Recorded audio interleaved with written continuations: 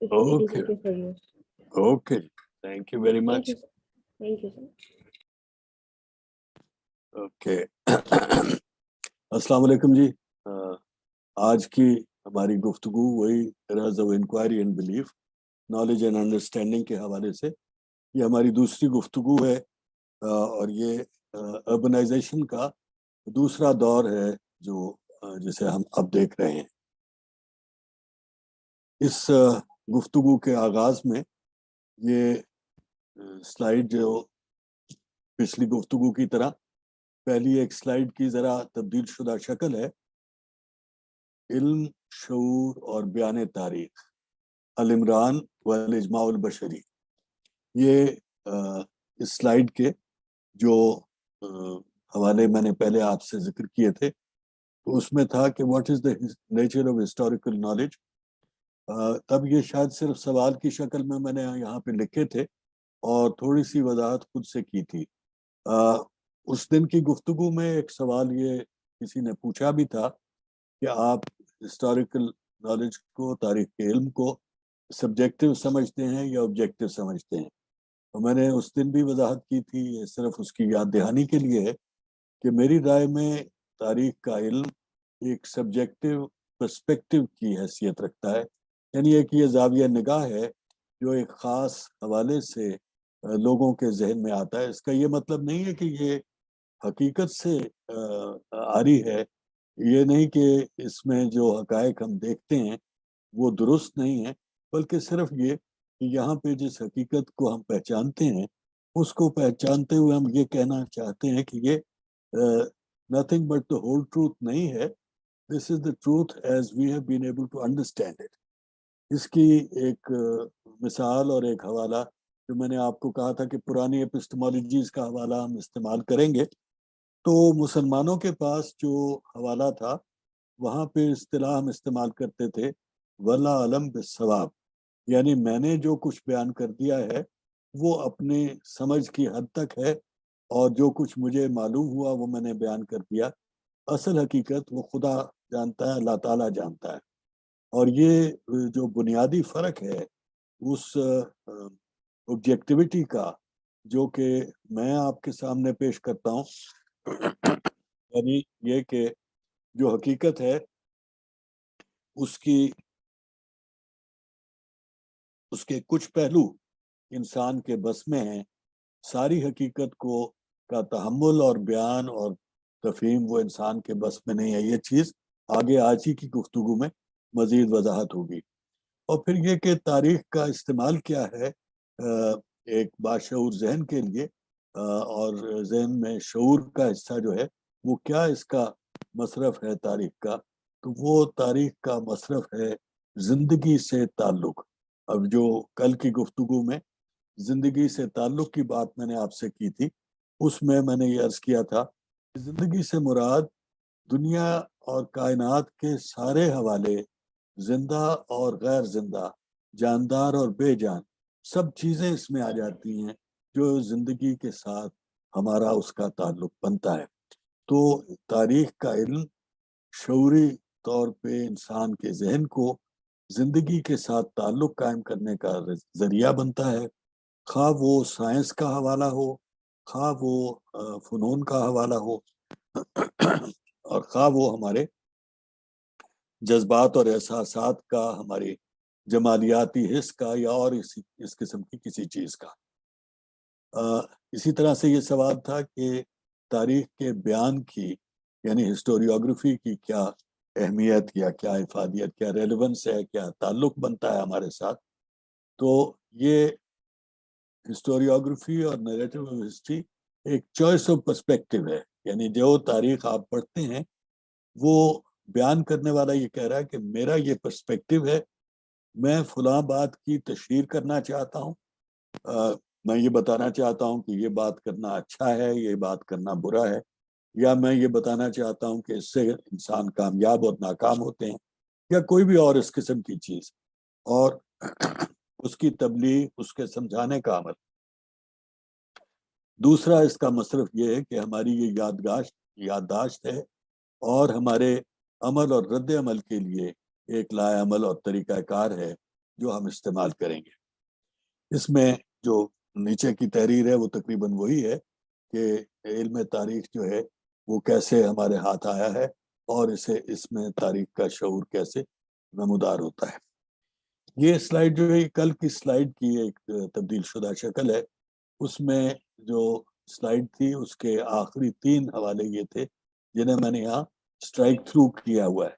یہاں strike through کرنے کا مقصد یہی ہے کہ یہ آپ کے ذہن میں آ جائے کہ یہ گفتگو اسی سے متعلق ہے جو کل اس حوالے سے ہم نے کی تھی، اور اس میں ٹیکنالوجی کی جو باتیں آپ سے کہی تھیں اور اس سے متعلق حوالے جو آپ کو بتائے تھے ان کی یاد دہانی کے لیے یہ نچلے جو 5 بلٹس ہیں، یعنی ہم اس بات کی طرف متوجہ ہو رہے ہیں اور دیکھنے کی میں دلچسپی رکھتے ہیں کہ طاقت اور توانائی حاصل کیسے کی جائے، اور اس کے سورسز کیا ہیں، اور اس کو پھر استعمال کرنے میں، اس کی ٹرانسمیشن میں کیا کیا ہمیں فزکس کے طریقے، میکینیکل آلات استعمال کرنے کی گنجائش ہم نے حاصل کی اور اختیار کی۔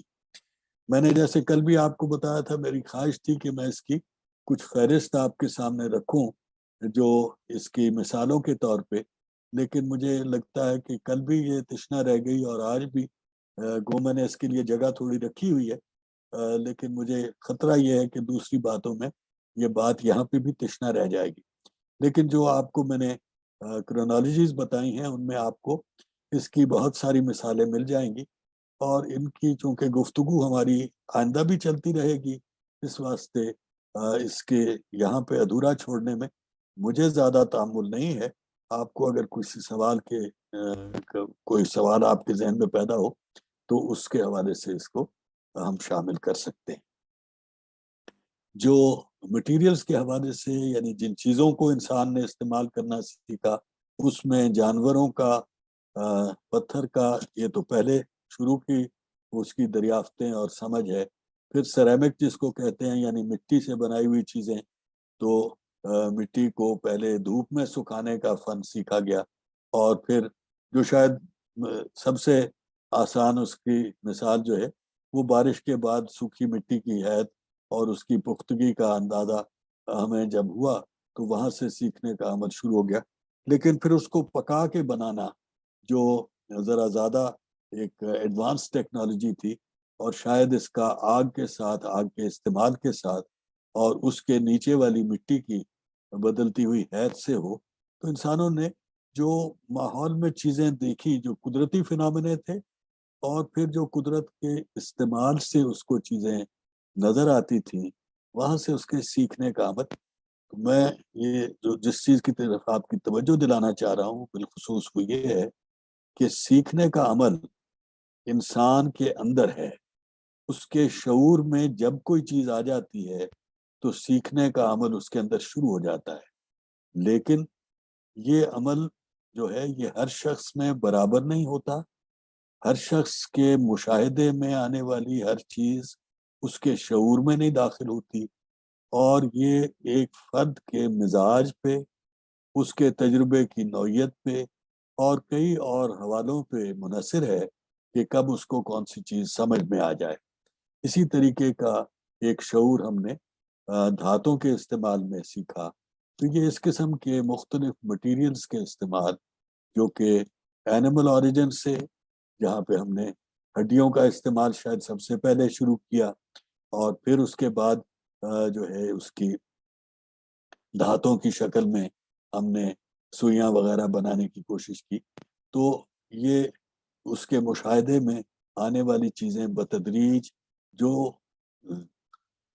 زندہ چیزوں سے، جو نباتات، حیوانوں سے، اور پھر جو بے جان چیزوں سے اس کو چیزیں تجربے سے نظر آتی رہیں، ان سے سیکھنے کا عمل اس کا جاری رہا۔ یہ تو اس سائڈ کی ٹیکنالوجی کی بات ہے۔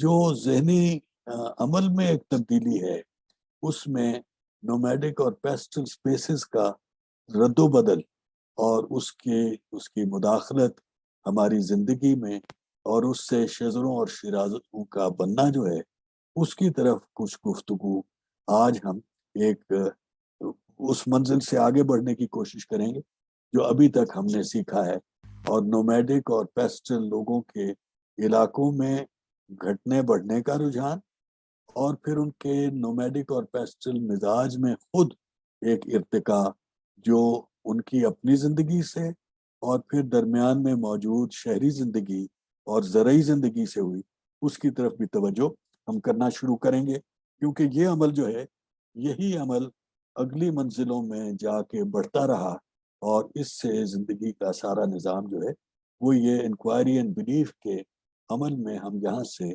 اس وجہ سے داخل ہوتے رہے کہ ہمارے چاروں انداز زندگی کا آپس کا سلوک اور قدرت کے ساتھ ہمارا سلوک جو ہے، انہوں نے ہمیں مجبور کیا کچھ چیزوں کا مشاہدہ کرنے پہ، اور پھر اس مشاہدہ کرنے والوں میں کچھ لوگوں نے اس کا رد عمل کرنا سیکھا۔ یہی چیز جو ہے آخری بلٹ میں، change in urban rural social contract and terms of interaction, یہ تبدیلی ہم آگے چل کے دیکھتے رہیں گے۔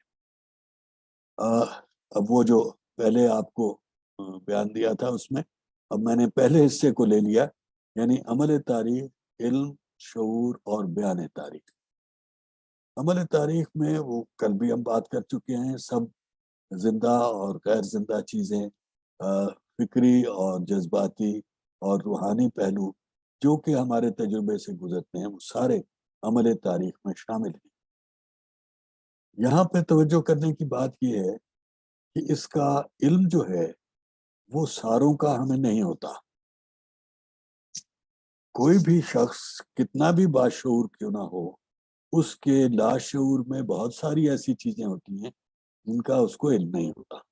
یہ تو صرف اس کے اندر کی کیفیت ہے، جو اس کے باہر کی کیفیت ہے، اس میں دنیا میں موجود کتنی دھاتیں تھیں جو کہ کب کب ہم نے دریافت کی، اور کون کون سے وہ ایلیمنٹس ہیں جو کہ قدرت نے فراہم ہی نہیں کیے تھے، اس قسم کی باتیں جاننے کا عمل جو ہے وہ بتدریج ہوا۔ تو وہ what is known out of the عمل تاریخ is only a fragment، اور یہ جو علم ہمیں حاصل ہوتا ہے تاریخ کا، اس کا بھی بہت بڑا حصہ ہمارے وہ خود بخود ہاتھ سے نکل جاتا ہے، یادداشت سے معاف ہو جاتا ہے۔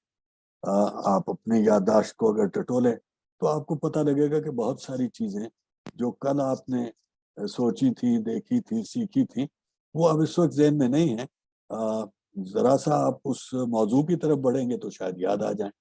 تو علم تاریخ بھی بہت زیادہ حصہ اس کا جو ہے وہ ہر نسل حاصل کرنے کے بعد بلا دیتی ہے، اس کے ذہن سے معاف ہو جاتا ہے، اس میں برقرار نہیں رہتا۔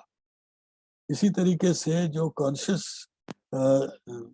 شعوری طور پہ جو ہم ریٹین کرتے ہیں اس علم میں سے، وہ ایک بہت چھوٹا حصہ ہوتا ہے۔ اب اس چھوٹے حصے میں سے ہمارا شعور تاریخ وجود میں آتا ہے، جو میں نے آپ کو بتایا کہ زیادہ تر سب کانشیس اور کانشیس کے لیول پہ ہے، لیکن کچھ حصہ معاشرے کے سب کانشیس سے نیچے، یعنی انکانشیس میں شعور تاریخ کا کلچر کی شکل اختیار کر جاتا ہے۔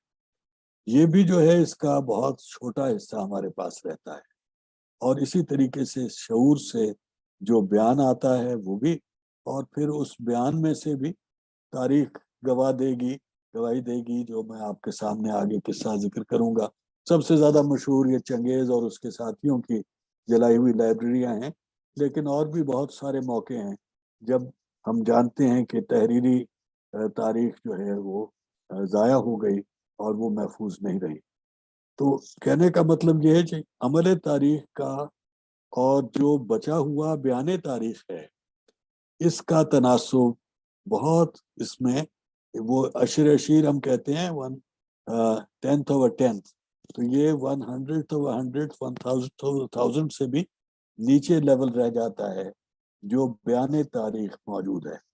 ذاتی طور پہ میں بڑا مشکور ہوں ان لوگوں کا جنہوں نے یہ لائبریریاں جلا دی، ورنہ اتنے سارے بیان کو اگر پڑھنا پڑتا تو میں تو بہت پہلے جو ہے دیوانہ ہو جاتا۔ ابھی بھی آپ مجھے پاگل ہی شاید سمجھتے ہوں، لیکن اگر اتنی تاریخ پڑھنی پڑ جاتی تو یقیناً ہم وہ اس کو سمو نہ پاتے، اس کو سمجھ نہ سکتے۔ تو یہ کیفیت جو ہے یہ عمل تاریخ اس کے علم، شعور اور بیان تاریخ کی ہے.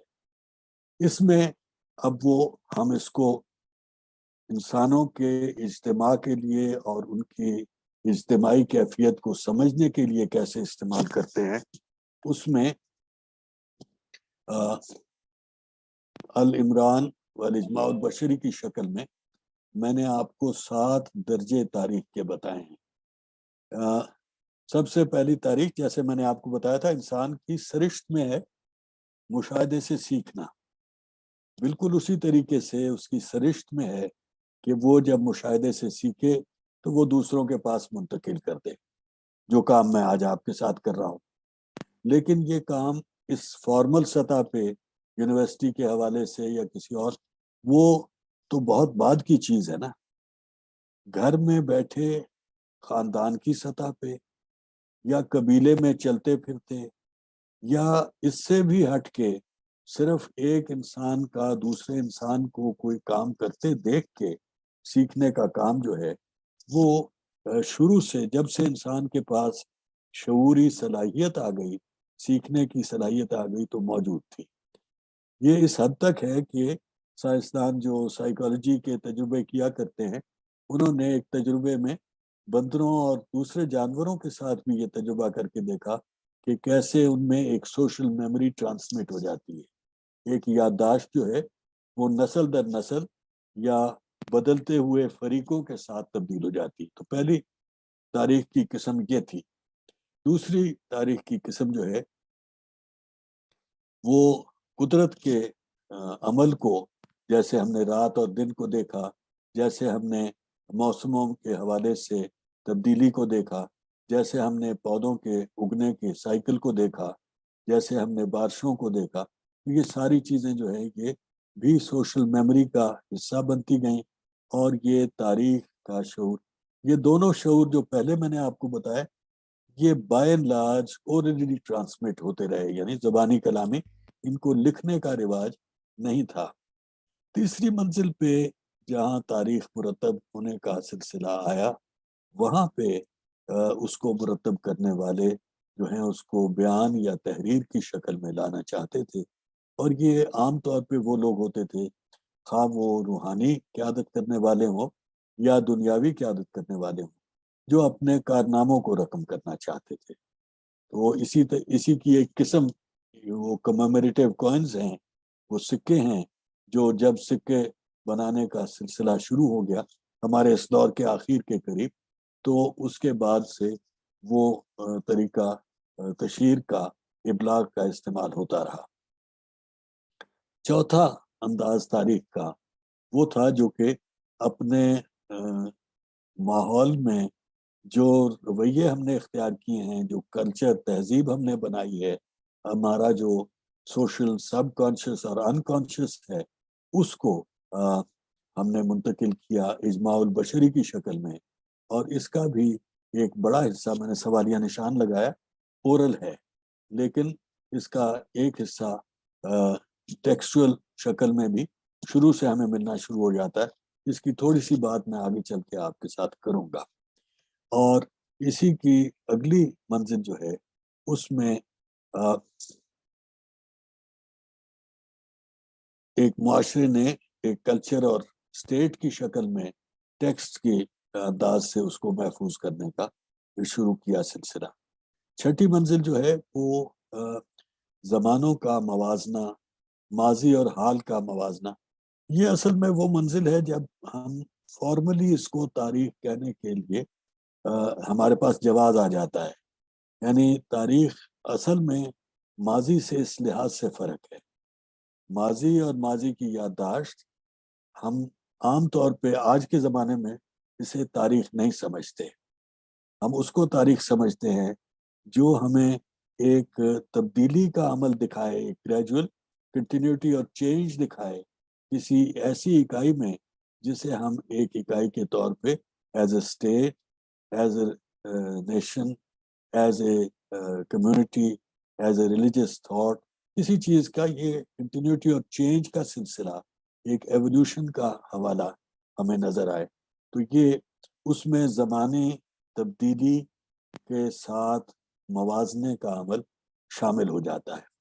یہ ہسٹوریوگرافی کے دائرے میں اب ہم پراپرلی داخل ہو گئے۔ اسی وجہ سے میں نے پہلے بیان میں ٹیکسٹ کا لفظ استعمال کیا ہے، یہاں پہ میں نے ہسٹوریوگرافی کی اصطلاح داخل کر دی ہے۔ چھٹی منزل جو ہے، ہسٹری وہ بھی تھی، ہسٹری یہ بھی ہے، لیکن وہ ہسٹوریکل انٹینٹ کے ساتھ نہیں ہے۔ اس کی انٹینشن جو ہے، اس کا مقصد جو ہے، اور یہ جدید تاریخ نگاری میں مستقل ہمارے سامنے سوال آتا رہے گا کہ موٹیویشن کیا تھی، خواہش کیا تھی، مقصد کیا تھا جس سے یہ چیز کی گئی ہے یا مرتب کی گئی ہے۔ تو یہ ہسٹوریوگرافی کا زمانہ آ جاتا ہے۔ ساتویں منزل تاریخ کی ہے، جس میں ہم بہترین جو کوئی لائے عمل کسی کام کے لیے استعمال کر لیا گیا، کوئی سبق سیکھ لیا گیا، کوئی تلقین کرنے کے لیے انسانوں کو ایسا ہونا چاہیے، اخلاقیات میں یہ مناسب ہے، اس قسم کے اسباق کے لیے جو ڈائیڈیکٹک نیریٹو کی اصطلاح ہم استعمال کرتے ہیں، اس کے طرف ہم چلے گئے۔ اور پھر آٹھویں شاید جدید ترین منزل، یہ ایک interpreting the past and unifying evolution, جس قسم کی بات میں آج آپ کے ساتھ کرنا چاہ رہا ہوں، اور یہ وہ چیز ہے جو میں نے آپ سے گزارش کی۔ یہ ایک پرسپیکٹیو ہے، جو ہم یوروسینٹرک پرسپیکٹیو کی بات اب مستقل کرتے ہیں تاریخ نگاری پہ اور تاریخ کے تجزیے اور تبصرے پہ، بلکہ سوشل نالج پہ ہی بحیثیت مجموعی جو انڈیجنائزیشن والوں کا اعتراض ہے، ڈی کالونائزیشن والوں کا جو مقصد ہے، وہ یہی دیکھنا ہے کہ یہ پرسپیکٹیو کی تبدیلی سے ہمیں کیا مل سکتا ہے۔ تو یہاں سے آگے تاریخ کا بیان جو ہے وہ ہے عملاً پرسپیکٹیوز، لیکن چونکہ جدید ترین پرسپیکٹیو جو ہے وہ ایک اینالیٹیکل اپسٹمالوجی کے اور لاجیکل سوچ کے دائیوں کا دعوت کا ہے، اس لیے اس میں یہ موقف اختیار کیا گیا کہ یہی درست پرسپیکٹیو ہے، اور باقی سارے جو اس سے پہلے پرسپیکٹیو تھے وہ ناقص تھے۔ لیکن میں بتانا یہ چاہ رہا ہوں کہ آج بھی یہ تفریق موجود ہے، اور عالمی تاریخ کے جو نیریٹیوز کی شکل ہے، اور یہ اس کی مثالیں تو آپ کے ارد گرد ہمہ وقت موجود ہیں، وہ یہ ظاہر کرتی ہیں کہ یہ ہسٹوریکل پرسپیکٹیو کا حوالہ معاشروں کے اپنی زندگی، اپنے تشخص کو بحال رکھنے کے لیے، اپنے وجود کی تشریح کے لیے لازم ہے، اور یہ اسی حوالے سے ہمیں تاریخ نگاری میں ملتا رہے گا، بلکہ سارے معاشرتی علوم میں ہمیں ملتا رہے گا۔ یہ اسی طرح سے ایک پرانی سلائیڈ ہے، لیکن اس میں کل یہ جو تیسرا پیراگراف ہے، اس کی طرف میں نے آپ کی توجہ ذرا مبذول کرائی تھی کہ اس کو ذرا توجہ سے دیکھ لیجیے، اور شاید میں نے تب بھی آپ سے وعدہ کیا تھا کہ آج کا حملہ میرا جو ہے وہ اس میں ان چیزوں کی طرف ذرا توجہ زیادہ ہوگی۔ یہ اگلی جو گفتگو ہے اس میں آپ دیکھیں گے کہ یہ جو اسپرٹ اور سول کا پہلو ہے، اس کی طرف میں توجہ میری بڑھتی رہے گی، اور میری جو گفتگو ہے اس میں یہ حاوی عنصر رہے گا۔ تو اسی کے حوالے سے جو آپ سے میں نے کہا تھا کہ اب یہ مین ایریا آف انٹرسٹ ہے، تو اس کی مین ایریا آف انٹرسٹ ہونے کا سبب جو ہے اس کی طرف میں آپ سے بات کرنا چاہتا ہوں کہ کیوں یہ ہوا، اور کیا میری رائے میں اس کا سبب کیا ہے۔ بات یہ کہ ہم آج سائنس کے حوالے سے جب پوچھتے ہیں تو ہمیں بتایا جاتا ہے کہ جی آپ کے جسم کا ہر خلیہ جو ہے وہ 12 سال کے اندر تبدیل ہو جاتا ہے۔ There's hardly a single cell in your body which is the same which was there 12 years ago۔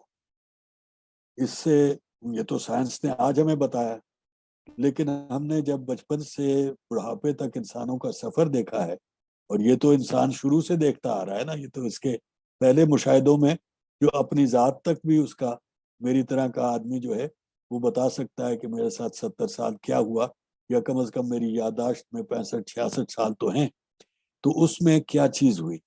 تو اس عمل میں ہم یہ جانتے ہیں کہ جسم کی حیت چھوٹے سے بڑے تک، پھر بڑے سے بوڑھے تک یہ اس میں منتقل ہوتی رہتی ہے۔ پھر وہ شخصیت اصل میں اندر ہے کیا وہ ایک ساجہ، کیا وہ ایک ہی شخص ہے، یا ہر عمر میں ہم کہیں کہ یہ نیا آدمی آ گیا. تو جب ہم نے اس چیز کو دیکھا تو ایک جواب ہمیں یہ ملا کہ یہ شاید ذہن میں ایسی وہ ارتقاء کا عمل ہے کہ وہ ایک ہی شخص ہے. لیکن اگر آپ ذہن کے سفر کو دیکھیں تو آپ کو یہ پتہ لگے گا کہ ذہن بھی جو ہے وہ تبدیل ہوتا رہتا ہے. انسان جس چیز کا نظریہ کسی زمانے میں رکھتا تھا، مثلا میں جب تقریباً 17-18 سال کا تھا تو میں بھی مغرب کے تمدن سے کافی متاثر تھا، اور آج میں اس کے ظاہری حیت کی کچھ چیزیں تو شامل رکھتا ہوں اپنی زندگی میں، لیکن اس کے ساتھ مخالفت یا اس سے مختلف زاویے کا پرچار کرنے میں اپنے آپ کو پیش رکھنے کی کوشش کرتا ہوں. تو یہ تبدیلی آخر اگر ذہن میں ہے تو پھر ذہن بھی بدلتا رہتا ہے، جسم بھی بدلتا رہ گیا، ذہن بھی بدلتا رہ گیا. اچھا، میں نے آپ کے ساتھ جذبے کی بات کی تھی، احساسات کی بات کی تھی. اگر ہم اپنے جذبوں اور احساسات کو دیکھیں تو وہ بھی بدلتے جاتے ہیں. اور یہ چیز جو ہے یہ آگے چل کے جب میں مذہبی اور اسپریچول حوالے سے، خاص طور پہ ہندو مت کے حوالے سے جب بات کروں گا تو آپ دیکھیں گے کہ یہ اس کی کتنی اہمیت ہے. تو جو تینوں حوالے میں نے آپ کو بتایا، باڈی، مائنڈ اینڈ سول، ان تینوں میں تو تغیر ہے. then what is the common unit which is always there, which identifies me as an individual and each of you as individuals? وہ فرد کیسے بنا؟ تو اس کے لیے انسان نے ایک ایسی چیز کو تسلیم کیا جو کہ نہ ذہن کے اندر قید ہوتی ہے نہ جسم کے اندر قید ہوتی ہے، اور اس کو ہم نے روح کا نام دیا. روح بھی ٹرانزینٹ ہے، اس میں بھی تبدیلی اس انداز سے ہو رہی جو جذبے کے حوالے سے. جذبہ میں نے لفظ جو ہے وہ سول کے اسپرٹ کے لیے استعمال کیا تھا، تو اسپرٹ کے حوالے سے تو تغیر ہے، لیکن اس کی کامن جو حوالہ ہے، جو مشترک پہلو ہے، وہ اس کا سول ہے. سول وہ برتن ہے جس میں اسپرٹ ہوتی ہے، اور اسپرٹ بھی انسان کی جسم کی طرح بوڑھی اور جوان ہوتی رہتی ہے. لیکن اس کی دلچسپ بات یہ ہے کہ وہ انسان کے جسم کی ترتیب سے نہیں ہوتی. وہ صبح جوان ہو کے شام کو بوڑھی ہو سکتی ہے، اور شام کو جوان ہو کے صبح بوڑھی ہو سکتی ہے. یہ یعنی ہمارا جذبے جو ہیں، ہماری جو روح جو ہے، اس میں تازگی اور بشاشت جو ہے وہ تو مومنٹ ٹو مومنٹ بھی تبدیل ہوتی نظر آتی ہے. تو جو سول ہے that is the receptacle of the spirit, اور اس کے اندر یہ سارا سلسلہ چل رہا ہے. اور جو جسم ہے وہ ریسیپٹیکل ہے اس عمل کے لیے، اور اس پہ ہم نے آج سائنس کے حوالے سے تسلیم کیا ہے کہ ایک ڈی این اے ہے جو اس کی کامن چلتی رہتی ہے. اور اسی طریقے سے جو ذہن ہے اس کے لیے پھر ہم پرسنالٹی کی اصطلاح استعمال کر لیتے ہیں. ان چیزوں کے یہ جو جواب ہے اسپرٹ کا، یہ ہمارے اس ایرا میں جو اب ہم داخل ہو رہے ہیں، جو میں نے آپ کو بتایا تقریباً 2000 سال کا دورانیہ ہے، بلکہ عملاً تو یہ 2000 قبل مسیح سے اگر آپ شروع کریں اور 1500 عیسوی تک لے جائیں، جو میں نے دورانیہ اس کا یوں منتخب کیا ہے، تو وہ 3500 سال کا دورانیہ بنتا ہے. تو اس میں اکثر جو سوچنے والے ہیں، جو دیکھنے والے ہیں، انہوں نے اسپرٹ اور سول کو تسلیم کیا، لیکن ان کے ساتھ ان کا سلوک جو ہے اس کی رینج آپ اس حوالے سے دیکھ سکتے ہیں. یہ حوالہ اور مذاہب کے حوالے سے بھی آپ دیکھیں گے، لیکن میں نے ہندو اور مسلم کے حوالے سے اس لیے یہاں پہ آپ کے سامنے رکھا ہے کیونکہ ایک تو یہ بالکل متضاد ہیں، اور دوسرا یہ کہ یہ آپ کے بہت قریب کے دونوں حوالے ہیں. آپ کے جو میراث ہے تہذیب کی اور ثقافت کی اور تاریخ کی، اس میں یہ دونوں حوالے آ جاتے ہیں. ہندو کے ذہن کے لیے یہ سوچنا کہ روح جو ہے وہ جب جسم کو چھوڑے گی تو وہ پھر انتظار کرے گی کسی مقافات عمل کا، یہ ناممکن تھا. چنانچہ وہ ٹرانس مائگریشن آف سولز کی بات کرتا ہے. سائنس صاحب جو ہیں وہ ٹرانسمائگریشن آف میٹر کی بات کرتے ہیں یا ٹرانسمیوٹیشن آف میٹر کی بات کرتے ہیں. مسلمان جو ہیں وہ سمجھتے ہیں کہ جو چونکہ آفٹر لائف میں جواب دہ ہونا ہے تو وہ روح کرے گی تو جسم ضائع ہو جائے گا اور پھر اس کے روح جو ہے وہ جواب دہ ہوگی.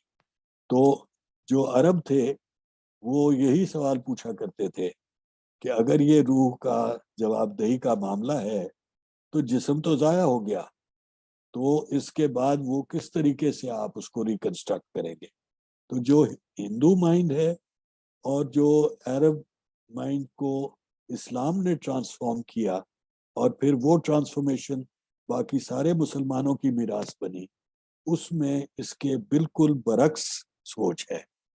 تو سول دونوں نے تسلیم کیا, اس کی فنکشننگ کیونکہ وہ مرئی چیز نہیں ہے, we can't see it, we can't hold it, it is not possible to identify as a material form.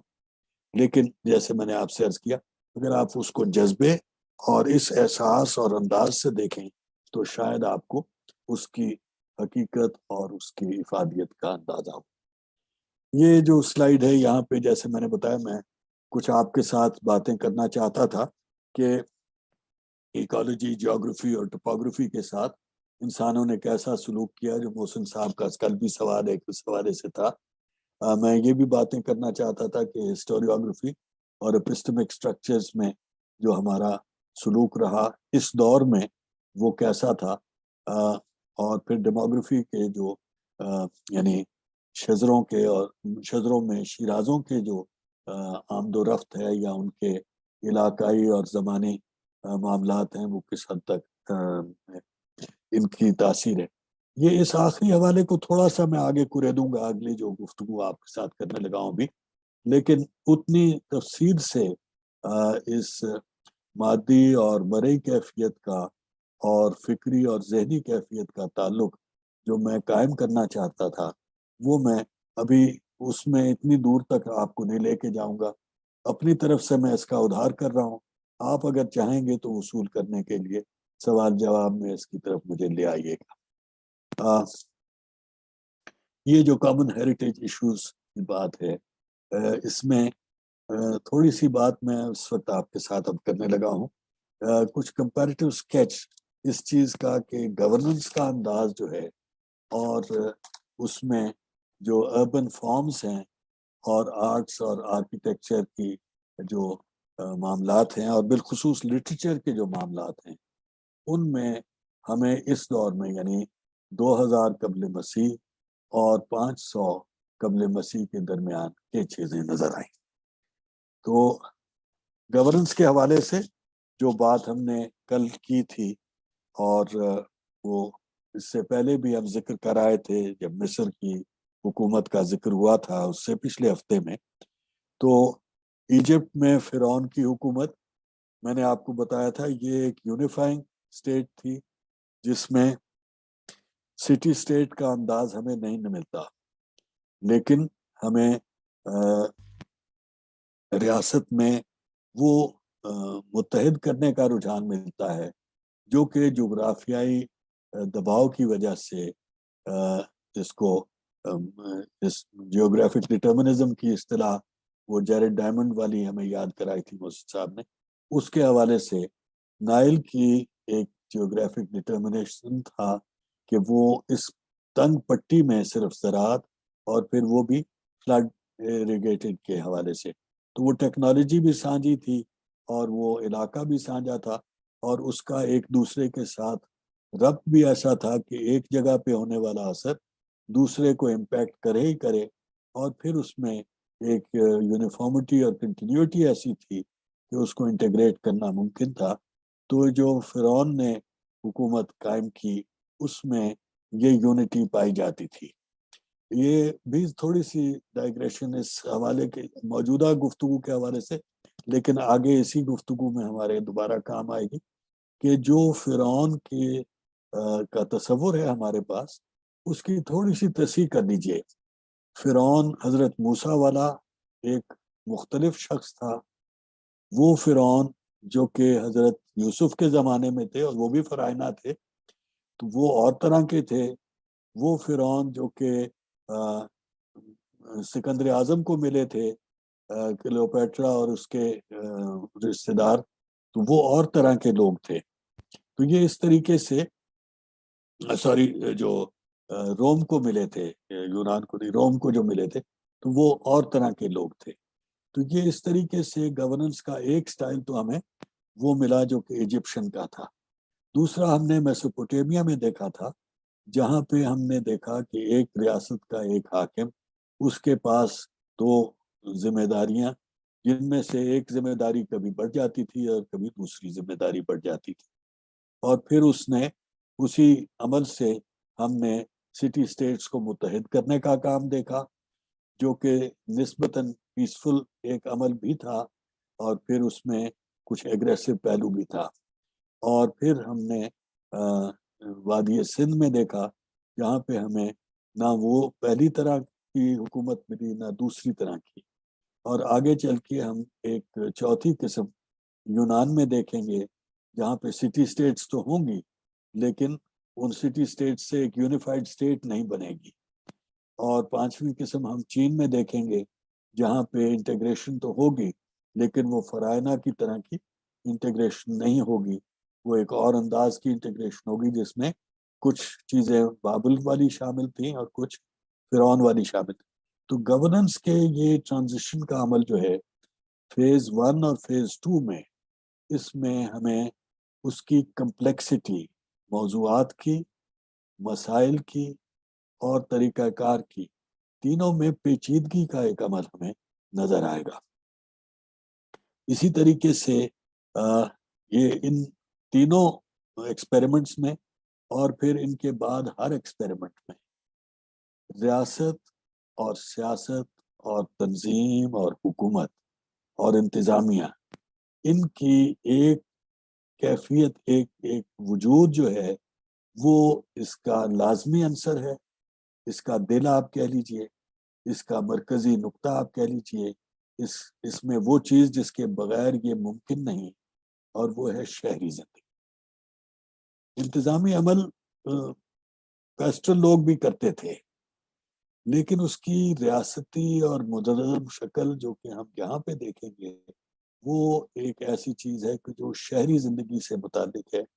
اور میں نے پہلے بھی آپ کو توجہ دلائی ہے کہ اس کی ضرورت اس وجہ سے ہے کیونکہ شہر کی بقا اجتماعی زندگی میں ہے. اس کا انحصار زراعت پہ، اس کا انحصار غلہ بانی پہ دونوں پہ ہے. اور خوراک کے لیے وہ ان دونوں کی مدد اس کو چاہیے ہوتی ہے. توانائی کے لیے جو ابھی آپ کو میں نے وہ جو ہماری ٹیکنالوجیکل ڈیولپمنٹ ہے، اس کے لیے جو انرجی کی ضرورت ہے، اس کے لیے بھی ان دونوں کی ضرورت ہے. تو یہ شہر کی ضرورت غلہ بانی کو جوڑنا، دھات کانکنی کے عمل کو جوڑنا، اس طرح سے دوسری ٹیکنالوجیز، تجارت کو جوڑنا، صنعت کو فروغ دینا، یہ سارے کام شہری زندگی سے اور شہری سیاست سے پیدا ہوتے ہیں. تو چنانچہ آپ جو بھی تمدن دیکھیں گے اور جو بھی ارتقاء دیکھیں گے، اس میں تمدن کا عمل پیش ہوگا. یہ اب ہماری جو گفتگو ہے، اس میں ایک مرکزی خیال کے طور پہ اس چیز کو آپ شامل کر لیجیے. ہماری ساری جو تاریخ کا بیان ہے، جو سارا یہ آپ کو ورلڈ ہسٹری کی کہانی میں سنا رہا ہوں، یہ تقریباً 10,000 قبل مسیح سے شروع ہو کے، جہاں پہ پہلے ہمیں شہری زندگی کے کوئی چھوٹے موٹے اثرات وہ آثار ملتے ہیں، وہاں سے شروع ہو کے یہ تاحال شہری زندگی کا باقی تینوں انداز زندگی جو ہے، ان کے اوپر حاوی ہونے کا عمل، یہ اس کا کور تھریڈ ہے. تاریخ کا سارا عمل، جو عالمی تاریخ کا سارا دھارا ہے، اس میں یہ چیز آپ کو بڑھتی نظر آئے. اب اس کو میں جوڑ لوں، وہ جو آپ کے سامنے میں نے 4 اکائیاں رکھی تھی کل.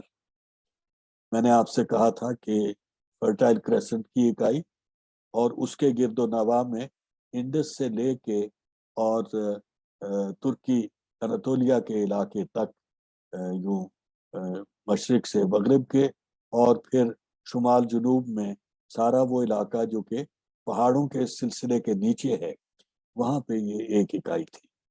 اس اکائی میں ہی شہری زندگی کا آغاز ہوا تھا، اور یہ جو پیریڈ ہے یعنی ہمارا 2000 سے 500 قبل مسیح کا، اس میں تقریباً یہ سارا علاقہ جو ہے یہ شہری زندگی کی وبا میں مبتلا ہو گیا۔ جو باقی 3 علاقے ہیں وہ ان علاقوں کے کور میں کہیں اور کہیں اس میں کسی کسی فاصلے پہ تھوڑی تھوڑی جگہ پہ یہ وبا پھیل گئی۔ مثلاً میڈیٹرینین کے جو ساحل ہے اس میں ساحل میں فاصلے فاصلے سے اربنائزیشن ہوئی، جو فونیشینز کی وہ کالونائزیشن تھی جس کی مثال یا جس کی نظیر کے مطابق آگے کالونائزیشن اختیار کی ان لوگوں نے جو کہ ہمارے اس وقت دنیا پہ حاوی ہیں، یعنی جرمینک لوگ۔ لیکن جو بھارت کا علاقہ ہے وہاں جیسے میں نے آپ کو بتایا پہلے ایک ڈی اربنائزیشن کا زمانہ ہے، انڈس سویلائزیشن کے بعد ڈی اربنائزیشن ہو گئی، اور آریہ جو ہیں انہوں نے کوئی خاص اربنائزیشن نہیں کی، لیکن تھوڑی دیر کے بعد ہمارے اس دور کے آخری مرحلے کے قریب وہاں جا کے اربنائزیشن کی ایک نیا سلسلہ شروع ہوا، جس کے لیے جو شیرازہ بندی ہے وہ فراہم کی جا چکی تھی آریاؤں کی مدد سے، تو وہ چیز آگے بڑھتے بڑھتے بڑھ گئی۔ اور جو چوتھا علاقہ ہے چین کا، وہاں جیسے میں نے آپ کو بتایا ایک چھوٹے مقام سے یلو ریور کے اندر کے ساتھ ساتھ کے علاقے میں ایک چھوٹا علاقہ موجودہ چین کے تناظر میں اپنے آپ میں چھوٹا علاقہ نہیں تھا، تو وہاں پہ ایک اربنائزیشن کا عمل شروع ہوا جو تقریباً میسوپوٹیمیا سے دگنا علاقہ بنتا ہے شاید، تو وہاں پہ پہلی ہمیں ریاستیں چین میں ملنی شروع ہوئی۔ تو گورننس کے حوالے سے یہ چیز، اور پھر اس میں پیسٹل کمیونٹیز اور ان کا جو اربن انٹرفیس ہے اس کے حوالے سے جو 2 بڑی پیسٹل کمیونٹیز میں نے آپ کو کل متعارف کروائی تھی ان کی کارگزاری کو ہم دیکھ لیں۔ تو پیسٹل یہ جو 2 گروہ آپ کو میں نے بتائے ان میں آریہ اور سمیٹک لوگ، سامی لوگ موجود تھے۔ ان کی کارگزاری کا فرق تو آپ کو ان فہرستوں میں مل گیا ہوگا جو میں نے آپ کو مختلف سائٹس دیکھنے کے لیے کہا ہے، لیکن یہاں پہ میں اس کی سبب کی طرف آپ کی توجہ دلانا چاہتا ہوں۔ سیمیٹک لوگ جو ہیں انہوں نے کوئی بڑے وسیع پیمانے پہ پھیلنا نہیں شروع کیا، ان کا سب سے بڑا گروہ پھیلنے والا جو ہے وہ یہ فونیشینز ہیں، اور ان کا پھیلاؤ جیسے میں نے آپ کو بتایا وہ زیادہ تجارت کے حوالے سے ہے، وہ فاتح نہیں ہیں، وہ جنگجو نہیں ہیں۔ البتہ ان کا ایک چھوٹا گروہ اکاد میں آ کے جنگجو گروہ کے طور پہ موجود ہوا۔ یہ جو لوگ ہیں ان کا ہم اندازہ یہ کر سکتے ہیں کہ یہ کیسپین سی اور بلیک سی کے درمیان کے علاقے میں کہیں پہاڑوں میں بستے تھے، اور ان کی ایکالوجی جو ہے وہ ان کو مجبور نہیں کر رہی تھی کہ وہ اس علاقے کو ترک کر دیں، لیکن ان سے شمال میں شاید کچھ لوگ تھے جن کی ایکالوجی نے انہیں مجبور کر دیا کہ وہ اپنے علاقے سے نقل مکانی کریں۔ یہ بھی ایک ٹرینڈ ہے، ہم پیسٹل لوگوں میں دیکھیں گے۔ اور یہ بات جو ہے اس کی میں دوسرا حوالہ بھی آپ کی توجہ دلا دوں کہ ہمیں کامن پیٹرنز ملیں گے، لیکن ان کی جو فارم ہے وہ ہر مرتبہ جب وہ دوبارہ ہمارے سامنے آئیں گے تو ان کی شکل بہت مختلف ہو گئی ہوگی۔ جو یہ سیمیٹک کا حوالہ آپ کو میں نے بتایا، یہ اگلے فیز میں ہم اسی چیز کو ہن اور کشان کے حوالے سے دیکھیں گے، لیکن ہن اور کشان میں اس کی ایکٹیو فارم جو ہے اس بہت مختلف ہو جائے گی، جو اس وقت جا کے میں مزید وضاحت اس کی کروں گا۔ تو یہ جو سیمیٹک ہیں ان کا بظاہر یہ کہ ان کی جو ساؤتھ ورڈ مائگریشن ہے وہ زیادہ پیسفل تھی اور تھوڑی سی اگریسو تھی، اور ان کی ایگریشن جو ہے وہ ایک مجبوری کے تحت تھی، ایک ڈومینو ایفیکٹ کے تحت تھی. جو شمال میں کسی اور نے دھکا دیا تو یہ جنوب کی طرف آئے، اور وہاں آ کے انہوں نے دیکھا کہ سومر پہ قابو پانا ان کے لیے ممکن ہے، چنانچہ انہوں نے ایسا کر لیا. آریہ جو ہیں وہ اس قسم کی سوچ ہی نہیں رکھتے تھے، نہ ہی انہوں نے کہیں ایسی فتوحات کی جہاں پہ قبضہ یوں انہوں نے اختیار کیا ہو. ہم سمجھتے ہیں کہ شاید وہ اس سامیوں کے علاقے تک پھیلتے ہوئے آ گئے، بلکہ کچھ لوگوں کا خیال تو یہ ہے کہ اناتولیا میں جو ہٹائٹ اس کے بعد ابھرے وہ انہی آرینز میں سے تھے، لیکن ان کے ساتھ تعلق جو ہے اس کا وہ ہمیں اس طرح کا نہیں نظر آتا کہ وہ اس نظریے سے آئے یا انہوں نے حملے اس طرح سے کیے، بلکہ وہ ایکالوجی کی وجہ سے وہاں سے اپنے گھروں سے نکلے اور پھیلتے پھیلتے مختلف علاقوں میں پہنچ گئے. اور جیسا میں نے پہلے بھی آپ کو توجہ شاید دلائی ہے، یہ کوئی متحدہ گروہ نہیں تھے، یہ کوئی ایک نسل کے لوگ نہیں تھے، بلکہ ان میں لسانی ہم آہنگی کا ہی دعویٰ صرف ہمیں بتایا جاتا ہے. تو یہ جو پیسٹل لوگ تھے، ان کا یہاں پہ آنا اور ان کا یہاں پہ پھیلنا جو ہے وہ ایگریسو ایکسپینشن نہیں تھی. اس وقت تک یہ پیسٹل لوگ جو ہیں انہوں نے فتوحات کر کے اور زرعی علاقوں پہ قبضہ جمانا نہیں سیکھا ہوا.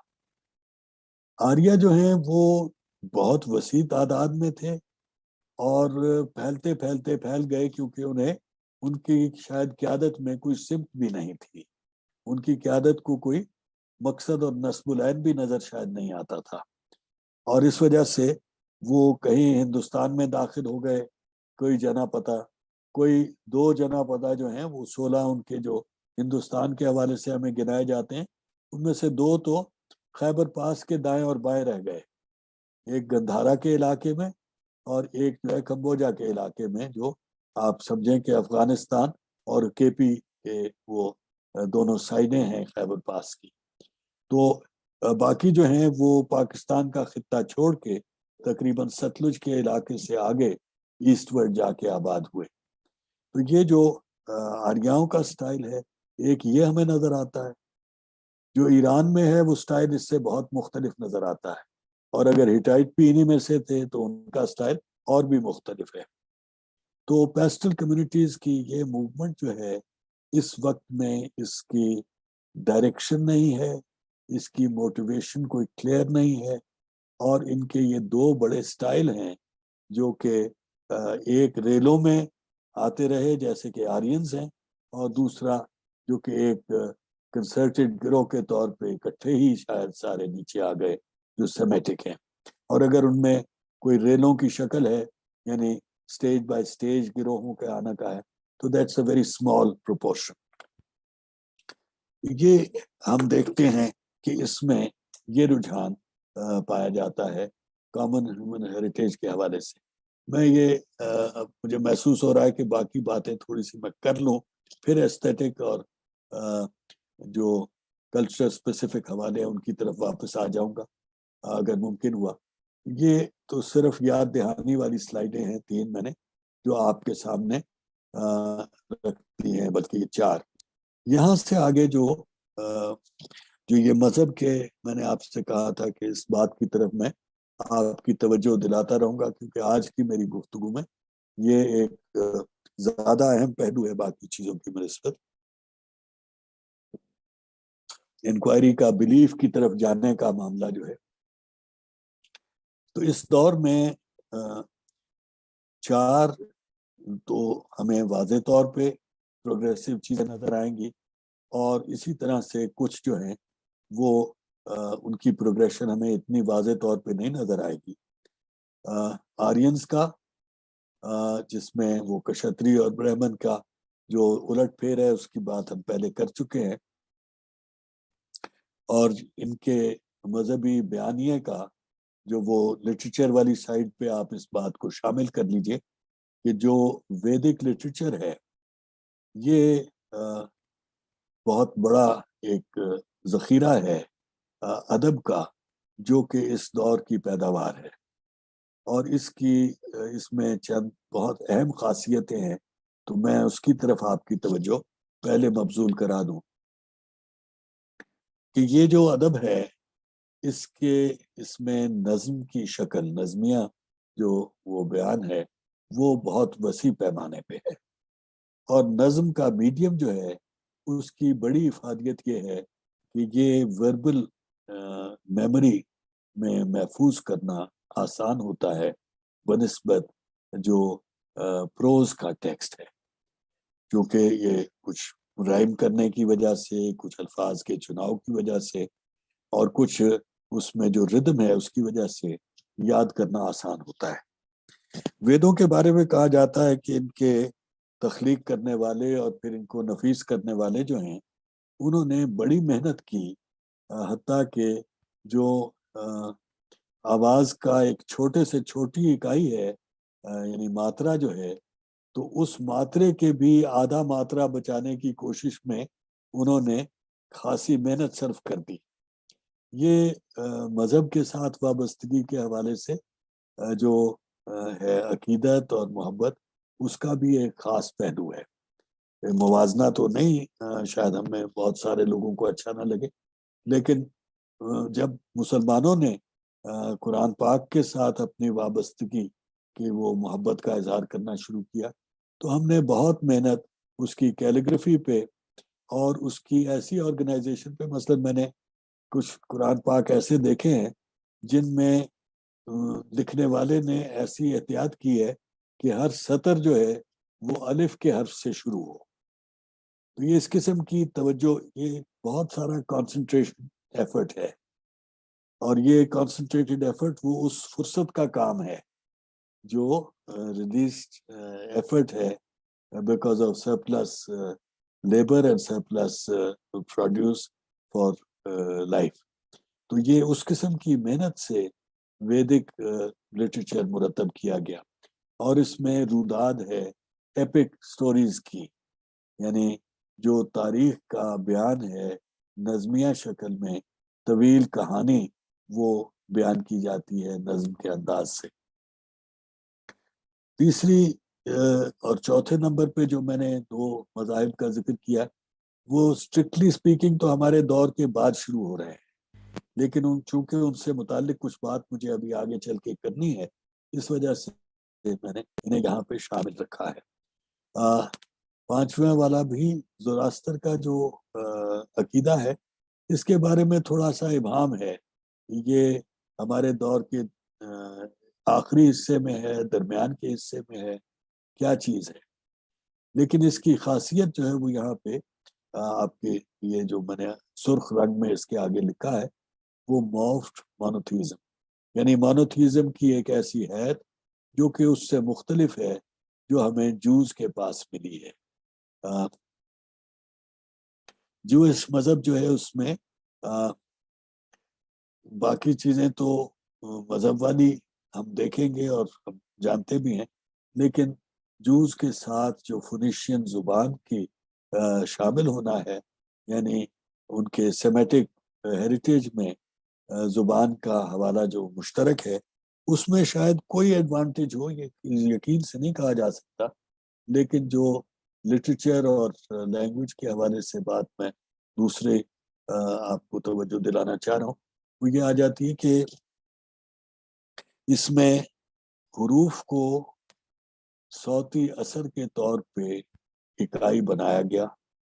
یہ میری رائے میں پہلا واضح اینالیٹیکل انداز ہے کسی چیز کو سمجھنے کا۔ آواز کا یہ انالیسس کی اہم اور واضح مثال ہے، اور یہ گریک زمانے سے بہت پہلے کی مثال ہے۔ تو یہ طریقہ کار جو میں نے آپ کو کہا تھا نا کہ انسیپینٹ آپ کو یہ ملے گا، تو یہ یہاں سے آپ کو نظر آئے گا، اور یہی علاقے جہاں پہ فونیشینز پھیلے ہوئے تھے، وہیں آپ کو پہلی گریک فلسفیز بھی ملیں۔ یہ گریک فلسفی والے جو ہیں، یہ ہمیں یہ اکثر نہیں بتاتے کہ ان کے پہلے فلاسفرز جو ہیں وہ یا اناتولیا کے رہنے والے تھے یا اٹلی کے رہنے والے تھے، جو دونوں علاقوں میں فونیشین کالونیز تھیں اور ان میں بعد میں گریک کالونیز بن گئی. تو کالونائزیشن کا فن جو فونیشینز نے ایجاد کیا اور یونانیوں نے ان سے سیکھا، وہاں پہ یہ چیزیں ہمیں ملی.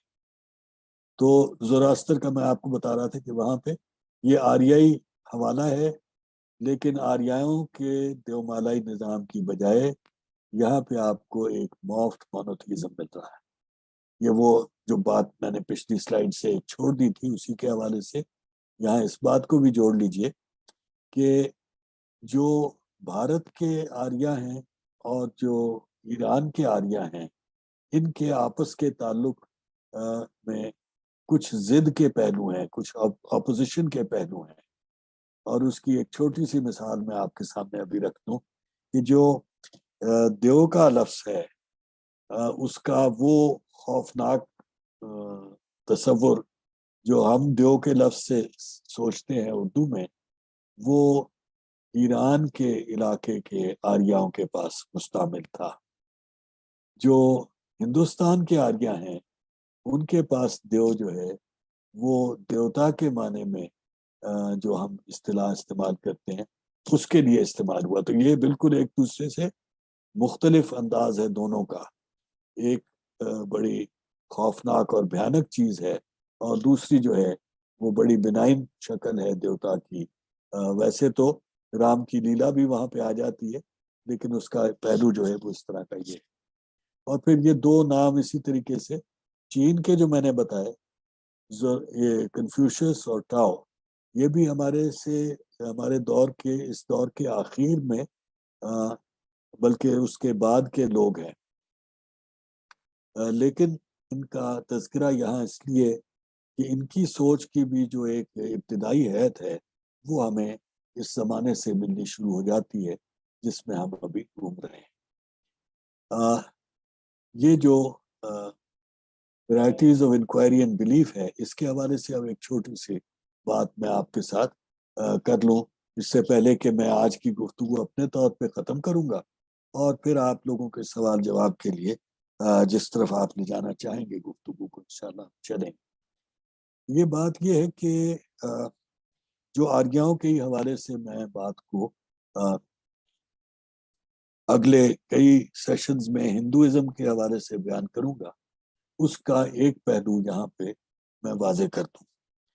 ہندو مت جس چیز کو ہم کہتے ہیں اس کا شاید تعلق، اس کے نام کا تعلق شاید ان لوگوں سے ہو. میری رائے میں یہ ان سے ہی ماخوذ ہے اصطلاح، کیونکہ جو جدید ہندو مت ہے، یعنی جس ہندو مت کو ہم جانتے ہیں اور جس کا تذکرہ مثلا البیرونی نے کیا، وہ ہندوازم ہے، وہ ہندو مت کے عقائد ہیں جو کہ 500 عیسوی کے بعد نمودار ہونے والی چیزیں ہیں.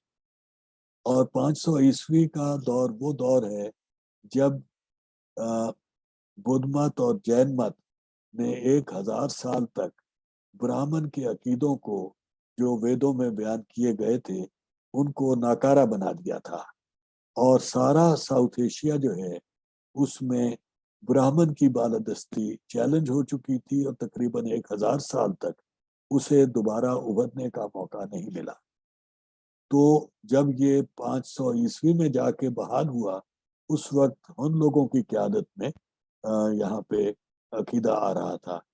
کشان اور ساکا اور پارتھیا جو ان سے پہلے گزر گئے تھے، ان ساروں کے پاس بدھ مت کا زیادہ اثر تھا بنسبت جس چیز کو ہم ہندو مت کہیں یا جس چیز کو ہم اس کے ساتھ منسلک کریں جو برہمن کے وہ عقائد ہیں جنہیں ہم نے ویدوں میں دیکھا ہے.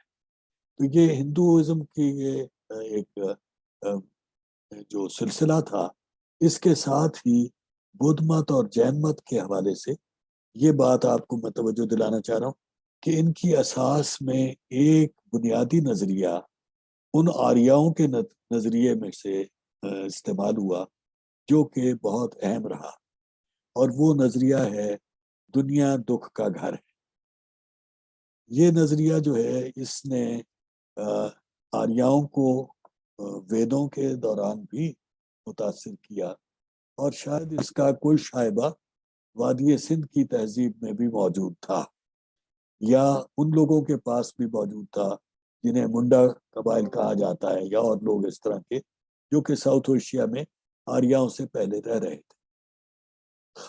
یہ ایسا تھا یا نہیں تھا، یہ نظریہ برہمن کے عقیدے سے چل کے ہندوستان کے علاقوں میں اتنا پھیل گیا کہ اس کی وجہ سے ایک بڑی اپریشن تھی۔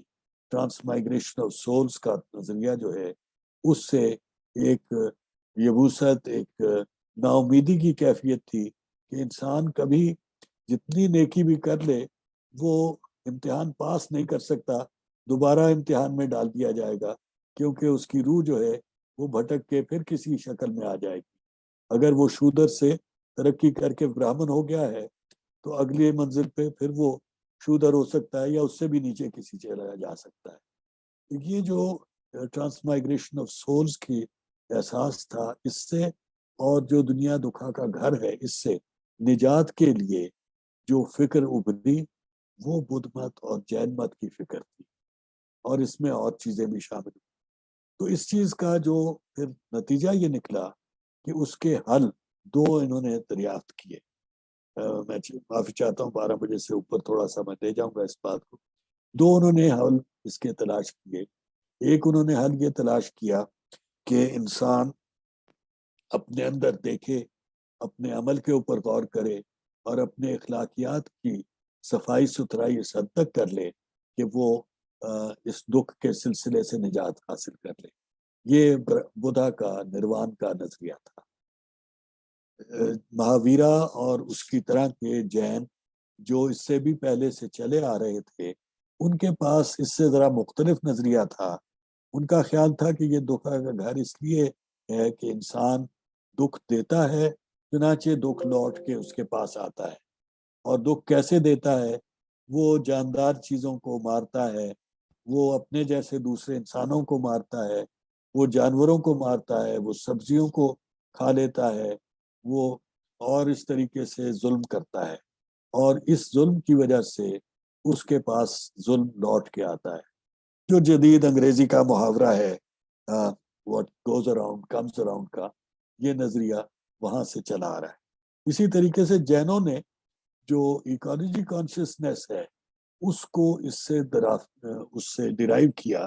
انہوں نے ایکالوجی کانشیسنیس کو اس سے یہ ایک حل تلاش کیا، یعنی یہ کہ ہم تکلیف نہ دیں، حتیٰ کہ جرثوموں کو بھی تکلیف نہ دیں۔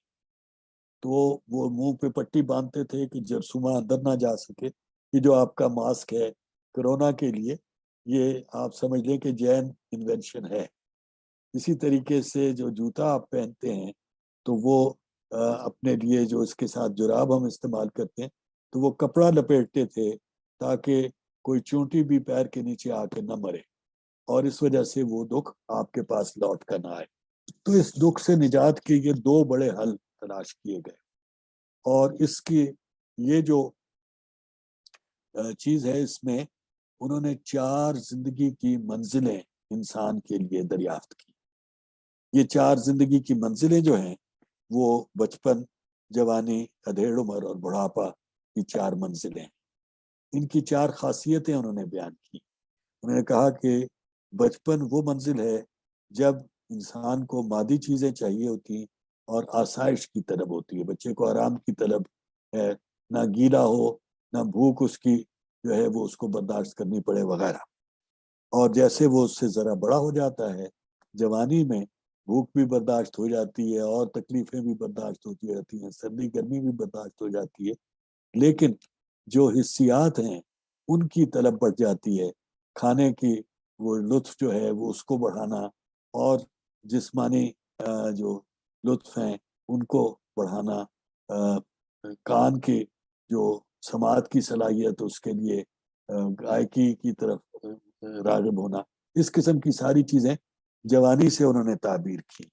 اور پھر انہوں نے کہا کہ جو اس سے اگلی منزل ہے اس میں معاشرے کے ساتھ ذمہ داری کی طرف ہماری توجہ ہو جاتی ہے، اور پھر آخر میں انسان کو وہ اپنے عاقبت کی فکر پڑ جاتی ہے، چنانچہ وہ موکشا کی، وہ شکتی کی تلاش کرنے لگ پڑتا ہے. تو یہ اس طریقے سے انہوں نے کیا. اب یہ جو 4 ان کی منزلیں اور یہ دنیا دکھا کا گھر ہے، اس کا اگر آپ موازنہ کریں یہودیوں کے ساتھ یا سیمیٹک ریلیجنز کے سلسلے کے ساتھ، تو آپ کو اس کی نظیر وہاں پہ نہیں ملے گی. یہ چیز جو آپ کے سامنے میں نے رکھی ہے، یہ ہولسٹک سوچ کا ایک انداز ہے. حصے اس میں بھی ہیں. ہولسٹک میں یہ نہیں ہوتا کہ آپ حصے نہیں بناتے، لیکن وہ حصہ جو ہے اس کی پروگریشن انہی حصوں کے اندر پروگریشن چل رہی ہے.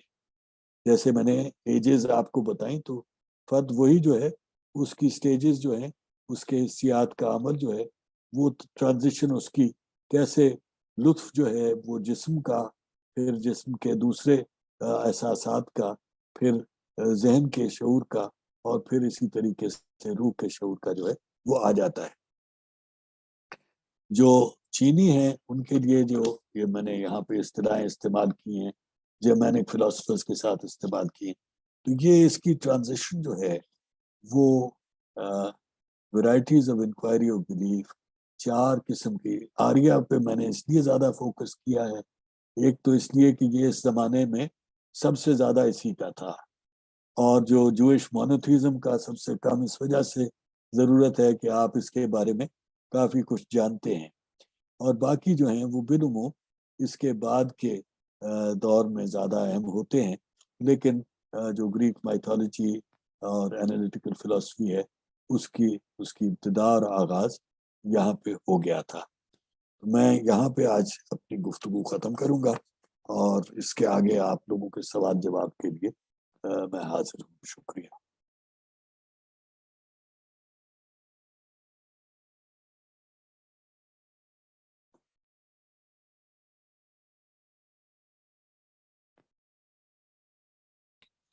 جی سر، bundle of thanks. Thank you so much for your time. Audience میں سے اگر کسی کا کوئی question ہے تو you can please unmute yourself and ask your questions right away. Thank you. جی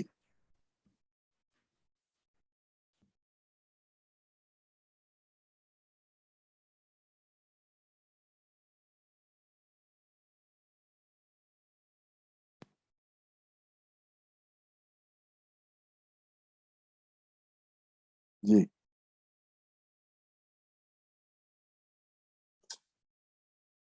جی بیٹا، آپ کا کچھ سوال ہے؟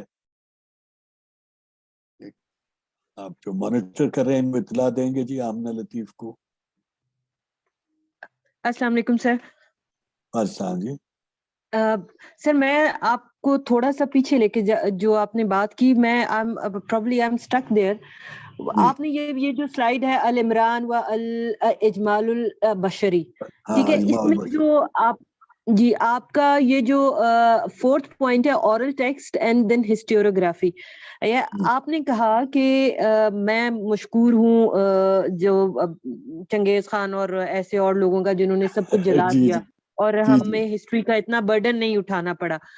اب جب ہم یہ اورل ٹیکسٹ اور ہسٹوریوگرافی کی بات کرتے ہیں تو یہ تینوں اکٹھے ہو کے ریلیجن، جب آپ آگے ادھر جیوش اور پھر ویداز اور پھر آگے آئے ہیں تو سر ابھی جو آپ ہمیں ورڈ ہسٹری پڑھا رہے ہیں، آپ کہیں نہ کہیں تو برڈن اٹھا رہے ہیں.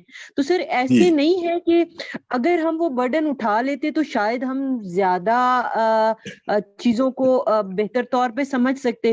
ابھی یہ جو ریلیجن کے اندر بھی کنفیوژنز آتا ہے، اور ایون جو سوسائٹیز جو ہیں وہ اس طرح ایک اپنا صحیح راستہ نہیں چن پاتی، تو کہیں نہ کہیں پیچھے یہ سب کچھ یہ اورل ٹیکسٹ اور ہسٹوریوگرافی تک ہم جو پہنچے ہیں وہ ذرا کمپلیکیٹڈ ہمارا سفر رہا ہے.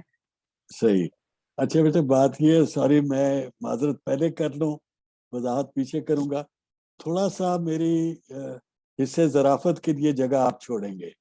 میں معافی چاہتا ہوں، مجھے عادت ہے شرارت کرنے کی تھوڑی سی. تو یہ جو بات میں نے کہی کہ میں مشکور ہوں کہ انہوں نے ٹیکسٹ جلا دیے، یہ تو ایسے مذاق کی بات تھی، یہ سنجیدہ بات نہیں تھی. لیکن اس کے باوجود یہ بات میں آپ کو بالکل سنجیدگی سے کہنا چاہ رہا ہوں، اور یہ آج کے علم کے حوالے سے بھی میں اس بات کو جتنی اہمیت دوں اتنا کم ہے. کسی چیز پہ توجہ مرکوز کرنے کے لیے اس کا حجم چھوٹا کرنا پڑتا ہے. اگر آپ ساری چیز کو اکٹھا سمجھنے کی کوشش کریں گے تو وہ ممکن نہیں ہوگا. آج کا زمانہ ہے جس میں آپ کے یہ انٹرنیٹ جسے ہم استعمال کر رہے ہیں، اس نے معلومات کی اتنی بہتات کر دی ہے. وہ انفارمیشن ایکسپلوژن کی ہم بات کرتے ہیں. میرا پختہ یقین ہے کہ اس انفارمیشن ایکسپلوژن کی وجہ سے انفارمیشن کا اتنا شور ہے کہ آپ کو سوچنے کے لیے فرصت نہیں ملتی.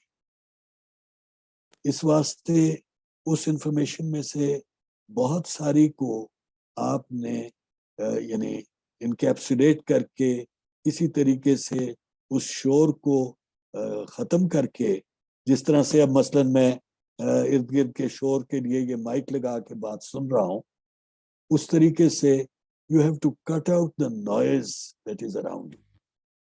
تو انفارمیشن کی بھی ایک سلیکٹیوٹی، یہ ہماری ہیومن ایبلٹی کی لمیٹیشن ہے. ہم نہ اتنا سارا اکٹھا اٹھا سکتے ہیں، نہ اتنا زیادہ اکٹھا پروسیس کر سکتے ہیں. لیکن جتنا زیادہ ہم کر سکتے ہیں، اور اس کے لیے یہ جو عمل ہم کر رہے ہیں اس وقت، یہ خاص طور پہ اہمیت کا حامل ہے میری رائے میں. یعنی جب آپ اس کو تلاش کرنے کی کوشش کرتے ہیں تو پھر آپ کو مل بانٹ کے اس سوچ کے مختلف زاویوں کو سمیٹنے کے لیے ایک مجتمع کوشش کرنے کی ضرورت ایک سطح پہ پیش آتی ہے، اور ایک جو ڈس انگیج کر کے اس سے علیحدہ ہو کے دوسروں کے شور سے ہٹ کے سوچنے کی، جس کے لیے انگریزی اصطلاح کوجیٹیشن، وہ کرنے کی ضرورت پیش آتی ہے. تو یہ دونوں چیزوں کا ایک امتزاج ہے.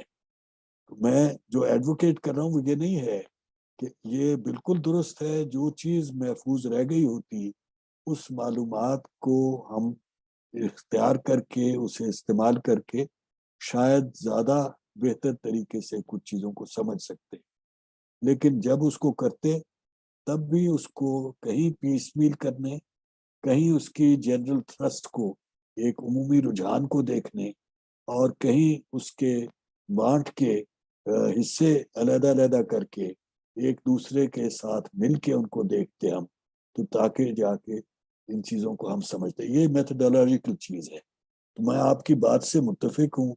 میں نے وہ بات جو کہی تھی وہ ذرا سی اسی توجہ کے لیے کہ یہ کم معلومات جو ہے اس کا بھی ایک فائدہ ہے.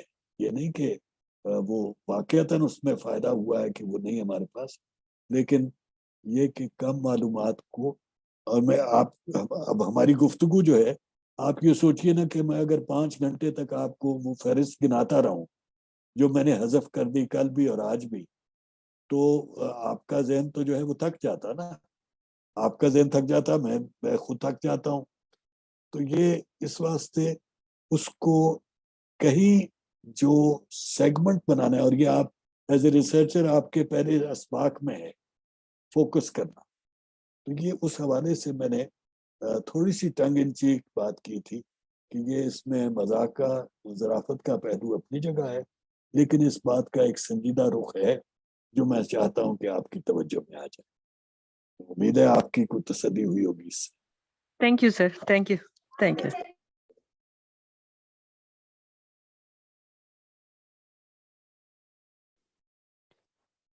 سر میں یہ بات پوچھنا چاہ رہا تھا جی کہ ہم اگر دوبارہ اس طرف جو آبجیکٹیوٹی اور سبجیکٹیوٹی کی ڈیبیٹ ہے ہسٹری کے اندر جو بہت اہمیت بھی رکھتی ہے، اس میں آپ نے خاص ایک اصطلاح استعمال کی ہے سبجیکٹیو پرسپیکٹیو. جی تو یہ اگر دیکھا جائے تو کیا یہ سائنس میں بھی بنیادی طور پر کیا یہ سبجیکٹیو پرسپیکٹیو ہی نہیں ہوتا؟ اگرچہ سائنسدان یہ کہتے ہیں کہ جی ہم زیادہ آبجیکٹیو ہیں، تو یہ کس طرح، یعنی ہسٹری اور سائنس کس طرح مختلف ہیں، یا آپ اس سے اتفاق کرتے ہیں کہ وہاں بھی یہی چیز ہے؟ हाँ, देखिए एक फर्क बहरहाल है बेजान चीज और जानदार चीज, और वो फर्क जो है उसकी अहमियत को आप कम नहीं कर सकते, बल्कि मैं उसकी अहमियत को आपकी नजर में बढ़ाना चाह रहा हूँ। यानी ये कि मुशाहिदा, इस चीज का एहसास कि मुझे देखा जा रहा है, ये हमारे अमल को मुतासिर करता है, जानदारों के अमल को ज्यादा मुतासिर करता है। और जैसे मैंने आपको बताया था, साइंसदान अब ये मानने को तैयार हो गए कि एटम के अमल को भी वो स्ट्रिंग थ्योरी कहती है कि कुछ मुतासिर करते होंगे। एक जो ऑब्जर्व्ड एटम है उसकी हरकत थोड़ी सी फर्क हो जाती है। ये इस हद तक तो एक कहने का मतलब ये है कि क्वांटिटेटिव चेंज इतना बड़ा है कि उसे क्वालिटेटिव चेंज मानना मुनासिब है। जरूरी नहीं मैं कहूँगा, लेकिन मैं कहूँगा कि मुनासिब है कि हम ये तस्लीम कर लें कि जहाँ पे जानदार की बात होगी वहाँ पे उसकी वेरिएशन की, उसकी अपनी मनमानी की, उसके सब्जेक्टिव रिस्पांस की अहमियत बढ़ जाएगी। और जहाँ पे बेजान की बात होगी तो वहाँ पे वो सब्जेक्टिव रिस्पांस जो है वो कम हो जाएगा। ये तो है उस वजूद की साइड पे। लेकिन चूंकि आपके सवाल का दूसरा रुख भी है, यानी ऑब्जर्वर के हवाले से, तो साइंसदान अपनी सब्जेक्टिव चीज को एक ऑब्जेक्टिव लिफादा पहना देता है शुरू में ही, जब वो मफरूजे की बात करता है। एक ही चीज को देखते हुए फिजिसिस्ट साहब चुप करके कह देते हैं कि इसमें जो केमिकल चेंजेस हैं वो मेरी तवज्जो के मरकजी नहीं है, और केमिस्ट साहब कह देते हैं कि जी फिजिकल जो पहलू है उसको आप रहने दीजिए, वो हमारी बहस का हिस्सा नहीं है, ना हमारे इल्म के अंदर उसका कोई मकाम। फिर बायोकेमिस्ट्री में आप दाखिल हो जाते हैं जहाँ पे दोनों को आप मिलाना चाह रहे हैं, या मेडिसिन में दाखिल हो जाते हैं जहाँ दोनों को मिलाना चाह रहे हैं। तो फिर इसी तरीके से चुप करके एक साहब कह देते हैं कि जी मैं तो सर्जन हूँ, ये सवाल आप फिजिशियन साहब से जाके पूछें, या ये चीज जो है ये स्पेशलिस्ट बताएगा। तो ये जो सब्जेक्टिव उसकी लिमिटेशन है, इससे उसने एक ऑब्जेक्टिव रियलिटी और ट्रूथ के पीछे छुपा दिया है।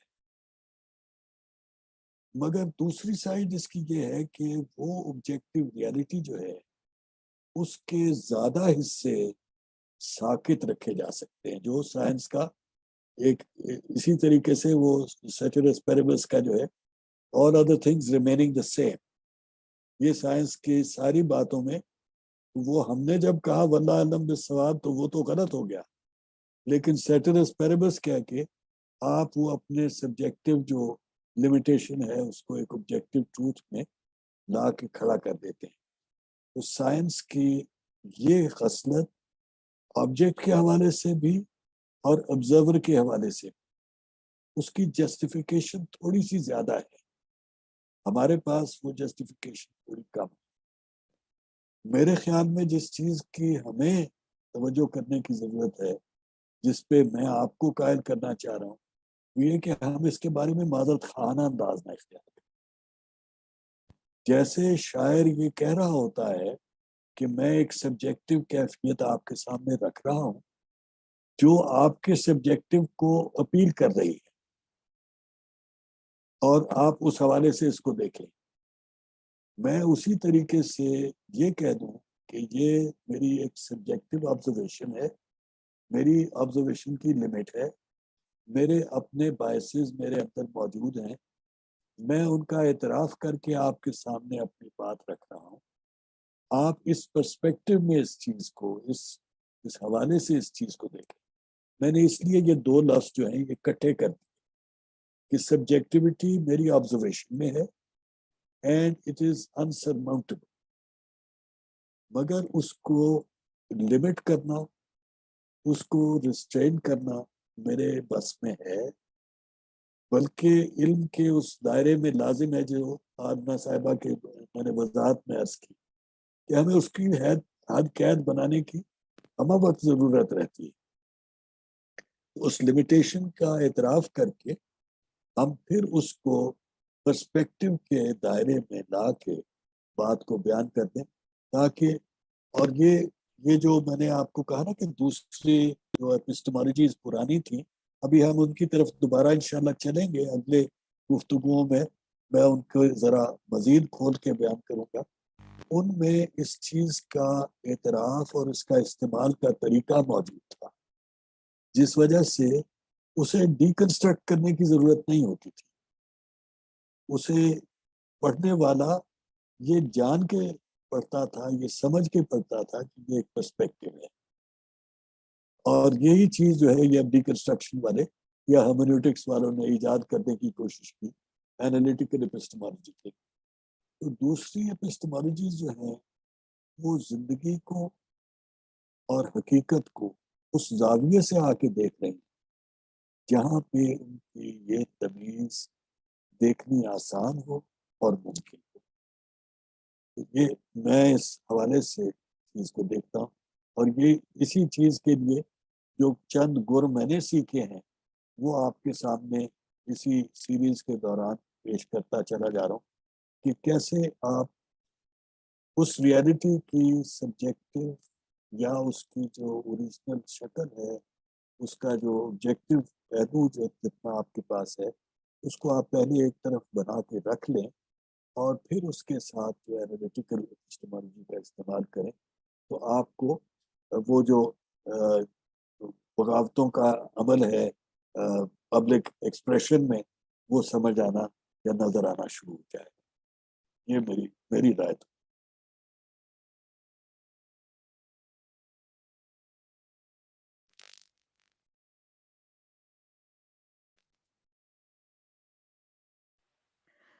سر میں ایک اور بات پوچھ سکتی ہوں؟ جی ضرور پوچھیں. جی سر، یہ جو آپ ریلیجیس اینڈ فلاسفیکل ہے، اس میں سب سے پہلے یہ جوش ہے ریلیجن. سر جب ہم اس کی بات کرتے ہیں تو ابراہیمک جو ریلیجن ہے، جوش، کرسچینٹی اینڈ اسلام، تو ہم ایک فلاسفی میں بھی کنٹینیوٹی دیکھتے ہیں، اور لینگویج کو تو چلیں آپ فنیٹک اور اس کو ایک طرف رکھتے ہیں، تو ایک کنٹینیوٹی کی وجہ سے ایک ایڈوانس ہمارے سامنے ایک اسٹرکچر سمجھ آتا ہے ریلیجن کا. تو یہ سر اس پہ ذرا تھوڑی سی مجھے بات کر، اگر آپ وضاحت کرتے تو. Thank you. اچھا، وہ گزارش یہ کہ کوئی بھی سوچ جو ہے نا، یہ تو ہمارے قریب کی سوچ ہے نا، اس وجہ سے ہم اس سے واقف ہیں کہ کیسے یہودی سے عیسائی سے مسلمان تک ایک فکری تسلسل ہے، ایک روایت کا تسلسل ہے، ایک احساس کا تسلسل ہے. ایسا ہی تسلسل تھوڑا سا میں نے آپ کو نشاندہی کی ہے ابھی ہندو مت کے حوالے سے، کہ جو آریاؤں کا ویدک مذہب تھا اس سے لے کے جدید ہندو مت تک، یہ بھی ایک دورانیہ جو ہے وہ تقریباً 2500 سال کا بن گیا. یعنی آریہ اگر 2000 قبل مسیح میں آئے تھے یا آنا شروع ہوئے تھے، اور جو جدید ہندو مت کی موجودہ ساخت ہے اس کا ابتدائی ڈھانچہ 500 عیسوی میں بنا تھا، تو 2500 سال کا ایولیوشن تو یہاں پہ بھی ہے. اسی طریقے سے جو چائنیز کے ساتھ بھی میں نے اس سلائیڈ میں آپ کے ساتھ وہ حوالہ یہاں پہ بیان کیا ہے، تو سوری اگلی سلائیڈ میں ہے.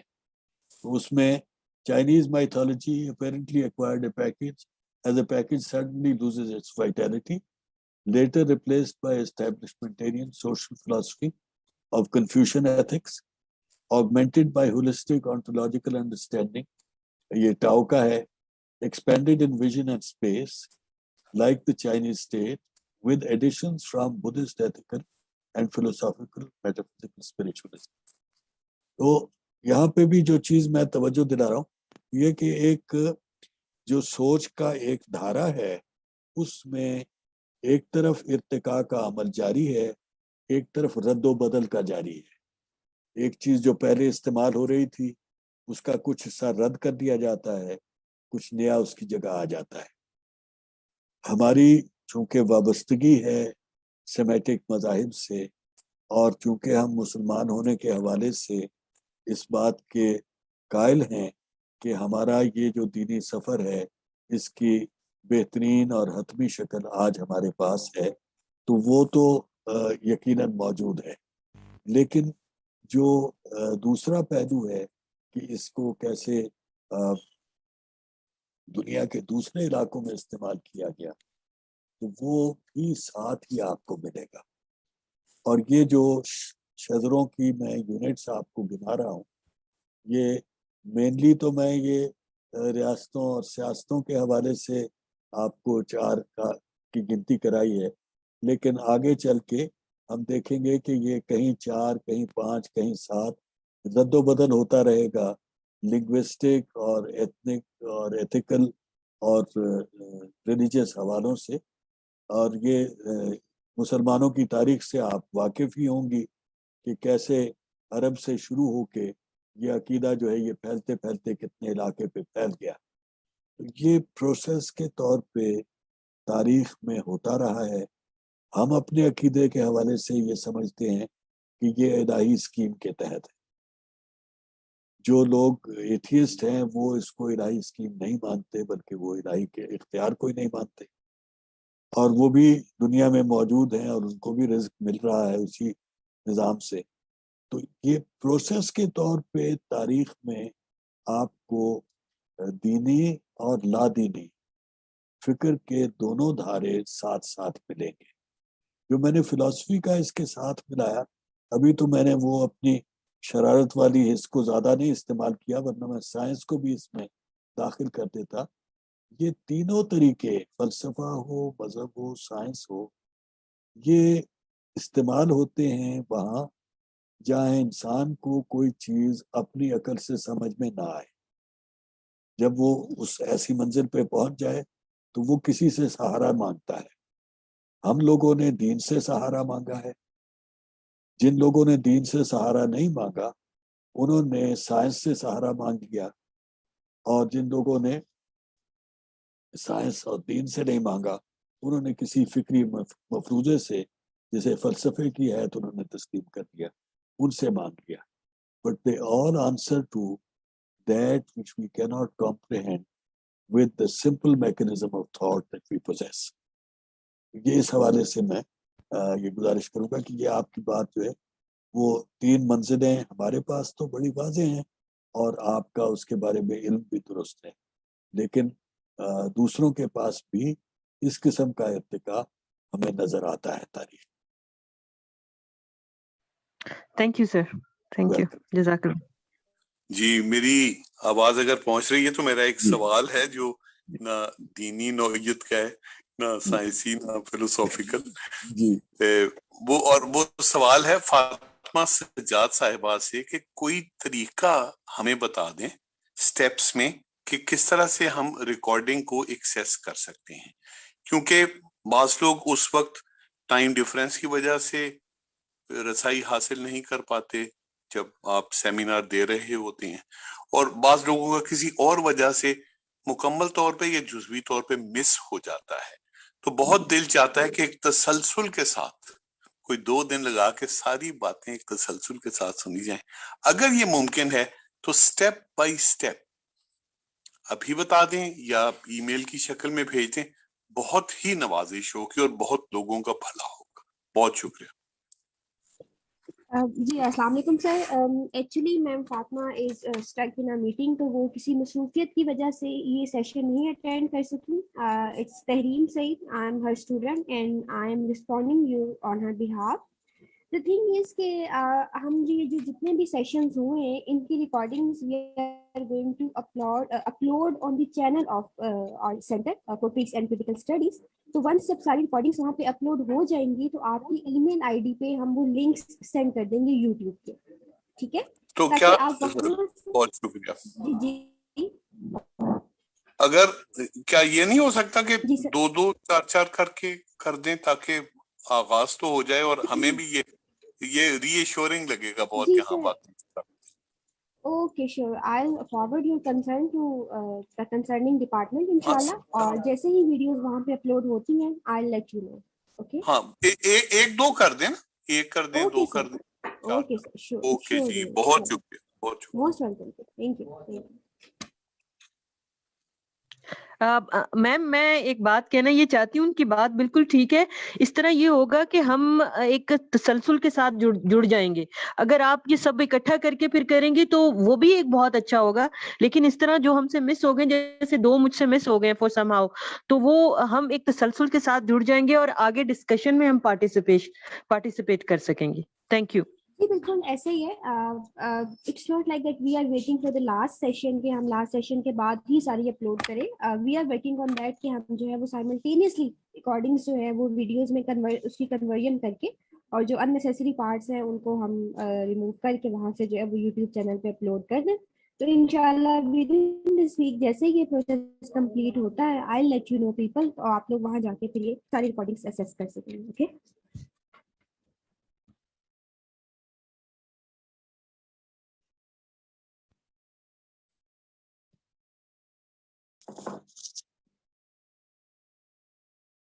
जी अस्सलाम वालेकुम सर, अगर आपको मेरी आवाज़ आ रही है तो दो जी सर। अदद क्वेश्चन से मेरे सवाल हैं, उन पे आपकी वजाहत चाहूँगा। सर पहला क्वेश्चन, ये साइंस और फिलॉसफी का जो समहाउ मुआजना किया जाता है अक्सर, तो सर बुद्धिज़्म पे मैं बात करूँगा सर कि बुद्धिज़्म क्या वाकई एक रिलीजन है, क्या एक मजहब है, क्या रिलीजन के उन तमाम क्रेडेंशियल्स पे बुद्धिज़्म उतरता है, और अगर नहीं उतरता तो हम इस तरह और जो भी आइडियोलॉजीज हैं, कम्युनिज्म को भी मजहब कह सकते हैं इस सूरत में, तो आपका इस पे क्या राय है? और दूसरी ये कि माइंड और बॉडी का एक like for many years like it has been a major like topic of debate among many scholars, तो आपका इस पे मैं राय जानना चाहूँगा कि are we mind with a body or body with a mind or both, या हम like दोनों क्या हैं?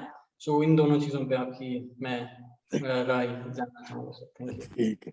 अच्छा, पहली बात की तो जरा निस्बतन आसान है जवाब। मजहब के 3-4 जो तकाजे हैं उनमें हम अक्सर ये समझते हैं कि कोई इलाही तसव्वुर जरूरी है मजहब में, और उस हवाले से बुद्ध मत में कोई इलाही तसव्वुर नहीं है, तो ये उसे शुमार नहीं करना चाहिए। मैं इससे जरा सा इस किस्म की जो कैद है उसको बहुत ज्यादा खुशी से तस्लीम नहीं करता, और उसकी वजह यह है कि जो इलाही तसव्वुर का मामला है उसका सवाल इस चीज से मुतालिक है कि हम जो इंसान यहाँ पे पाए जाते हैं या जो दुनिया हमें नजर आती है और उसका चलना नजर आता है, तो उसके पीछे कोई इख्तिदार और इख्तियार रखने वाला वजूद है जो उसको चला रहा है या नहीं है।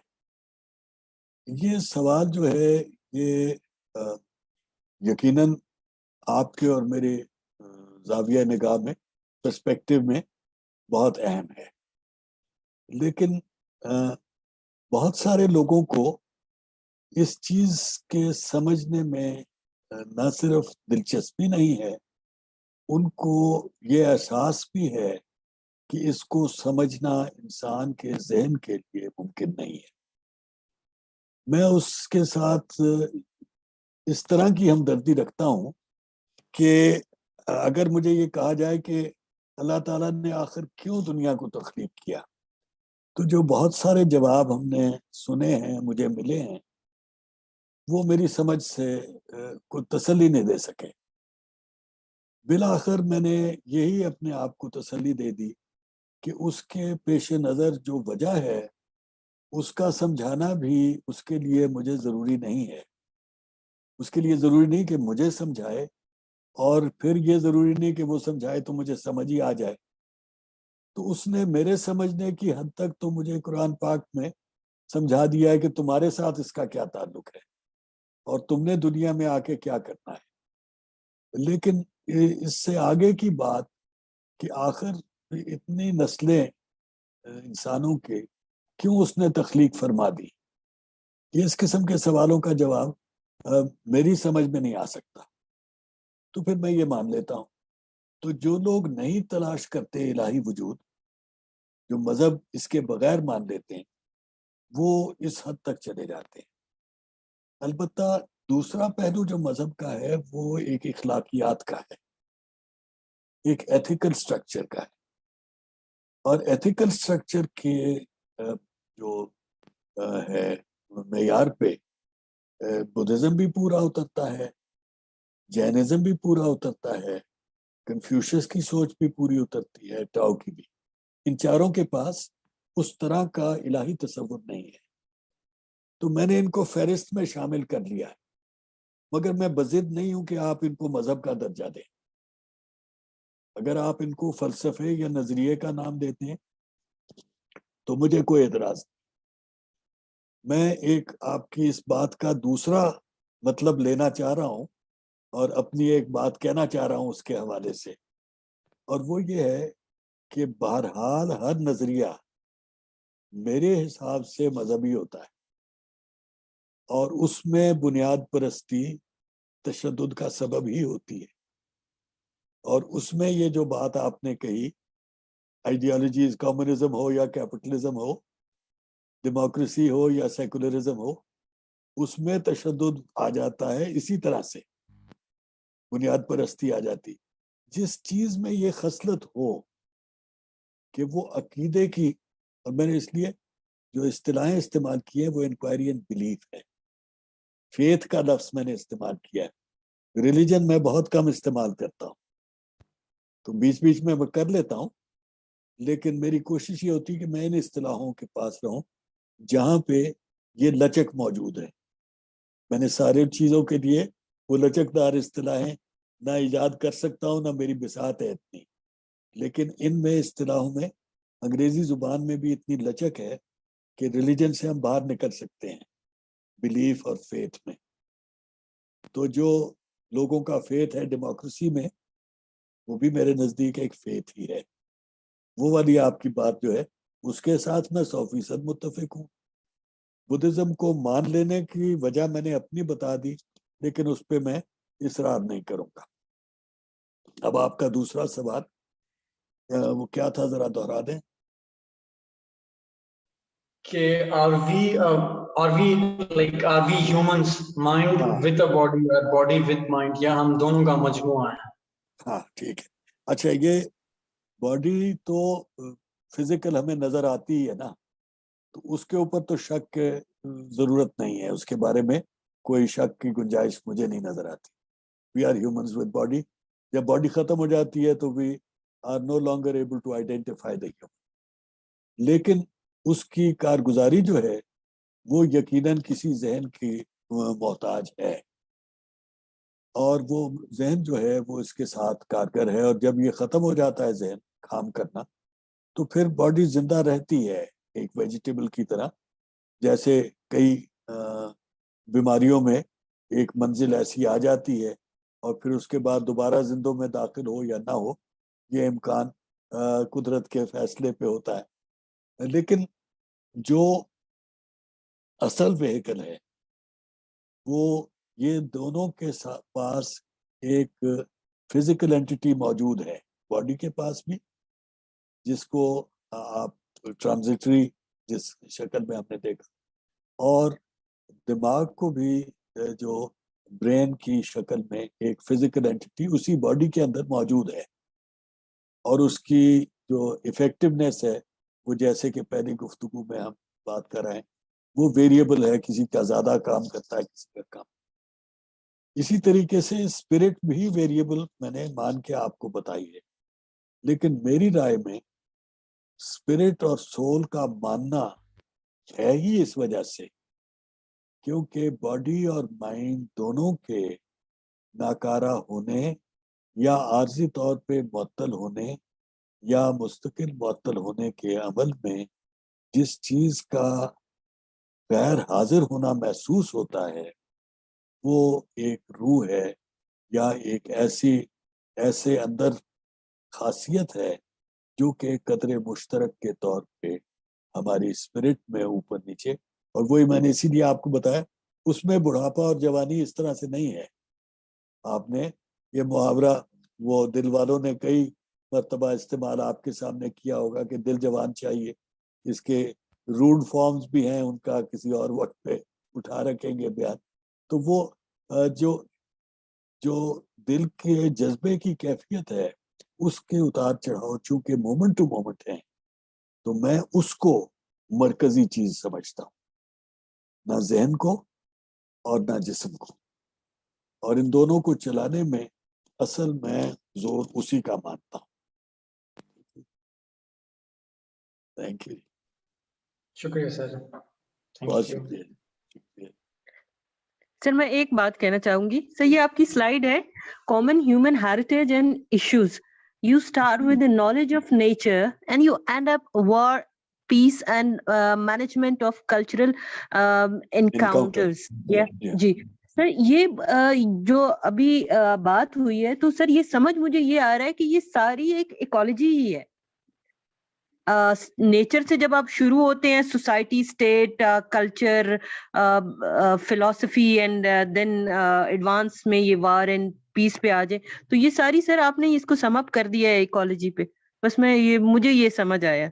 ایکالوجی تھینک پہ یو سر. جی نہیں ایکالوجی پہ نہیں. اس طرح ایکالوجی یعنی وہ فزیکل انوائرمنٹ تک محدود ہے. اگر آپ انوائرمنٹ کی اصطلاح استعمال کر لیں تو پھر دونوں پہلو آ جائیں گے جو میرے لیے اہم ہیں، یعنی ہیومن اینڈ فزیکل انوائرمنٹ. اور ہیومن انوائرمنٹ کا جو علیحدہ رخ ہے وہ یہی کانشیسنیس جو اس کی ہے، جو اس کی یہ والے پہلو ہیں جن کو ابھی ہم نے محسن صاحب کے سوال کے حوالے سے ڈسکس کیا یا جو فراز صاحب کے حوالے سے بات ہوئی تو یا آپ ہی کے اپنے سوال کے حوالے سے، تو وہ اس میں جو انسان کا شعور ہے اصل چیز وہ چیز ہے جو رسپونڈ کرتی ہے دونوں طرح کی انوائرمنٹ کے ساتھ. اور یہ اس کے رسپانسز کی مختلف قسمیں ہیں جو میں نے یہاں پہ آپ کو گنائی ہیں.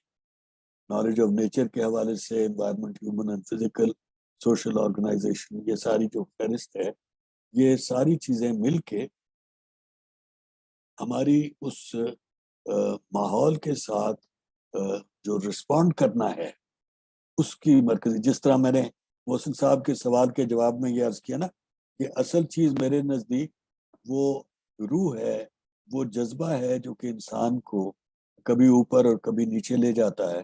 اسی طریقے سے اس کے رسپانسز ہیں اپنے ماحول اور اپنے ان دوسرے حوالوں کے ساتھ جو کہ تاریخ کے سارے عمل کو چلاتا ہے. تو یہ رسپانس جو ہے وہ ہمارے کانشیسنیس سے پیدا ہو رہا ہے. جی okay sir, thank you very much sir. جزاک اللہ. Thank you sir.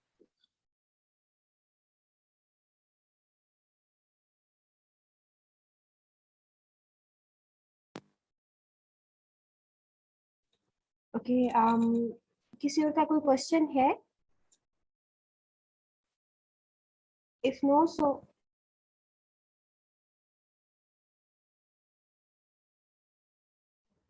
okay, sir. I think they are done with the question and answer session. Thank you so much for your time. شکریہ جی، مہربانی. اور پھر اگلے ہفتے انشاءاللہ. We'll see you next week. Yeah, sure. We'll see you next week. اللہ حافظ سر. اللہ حافظ جی. اللہ حافظ.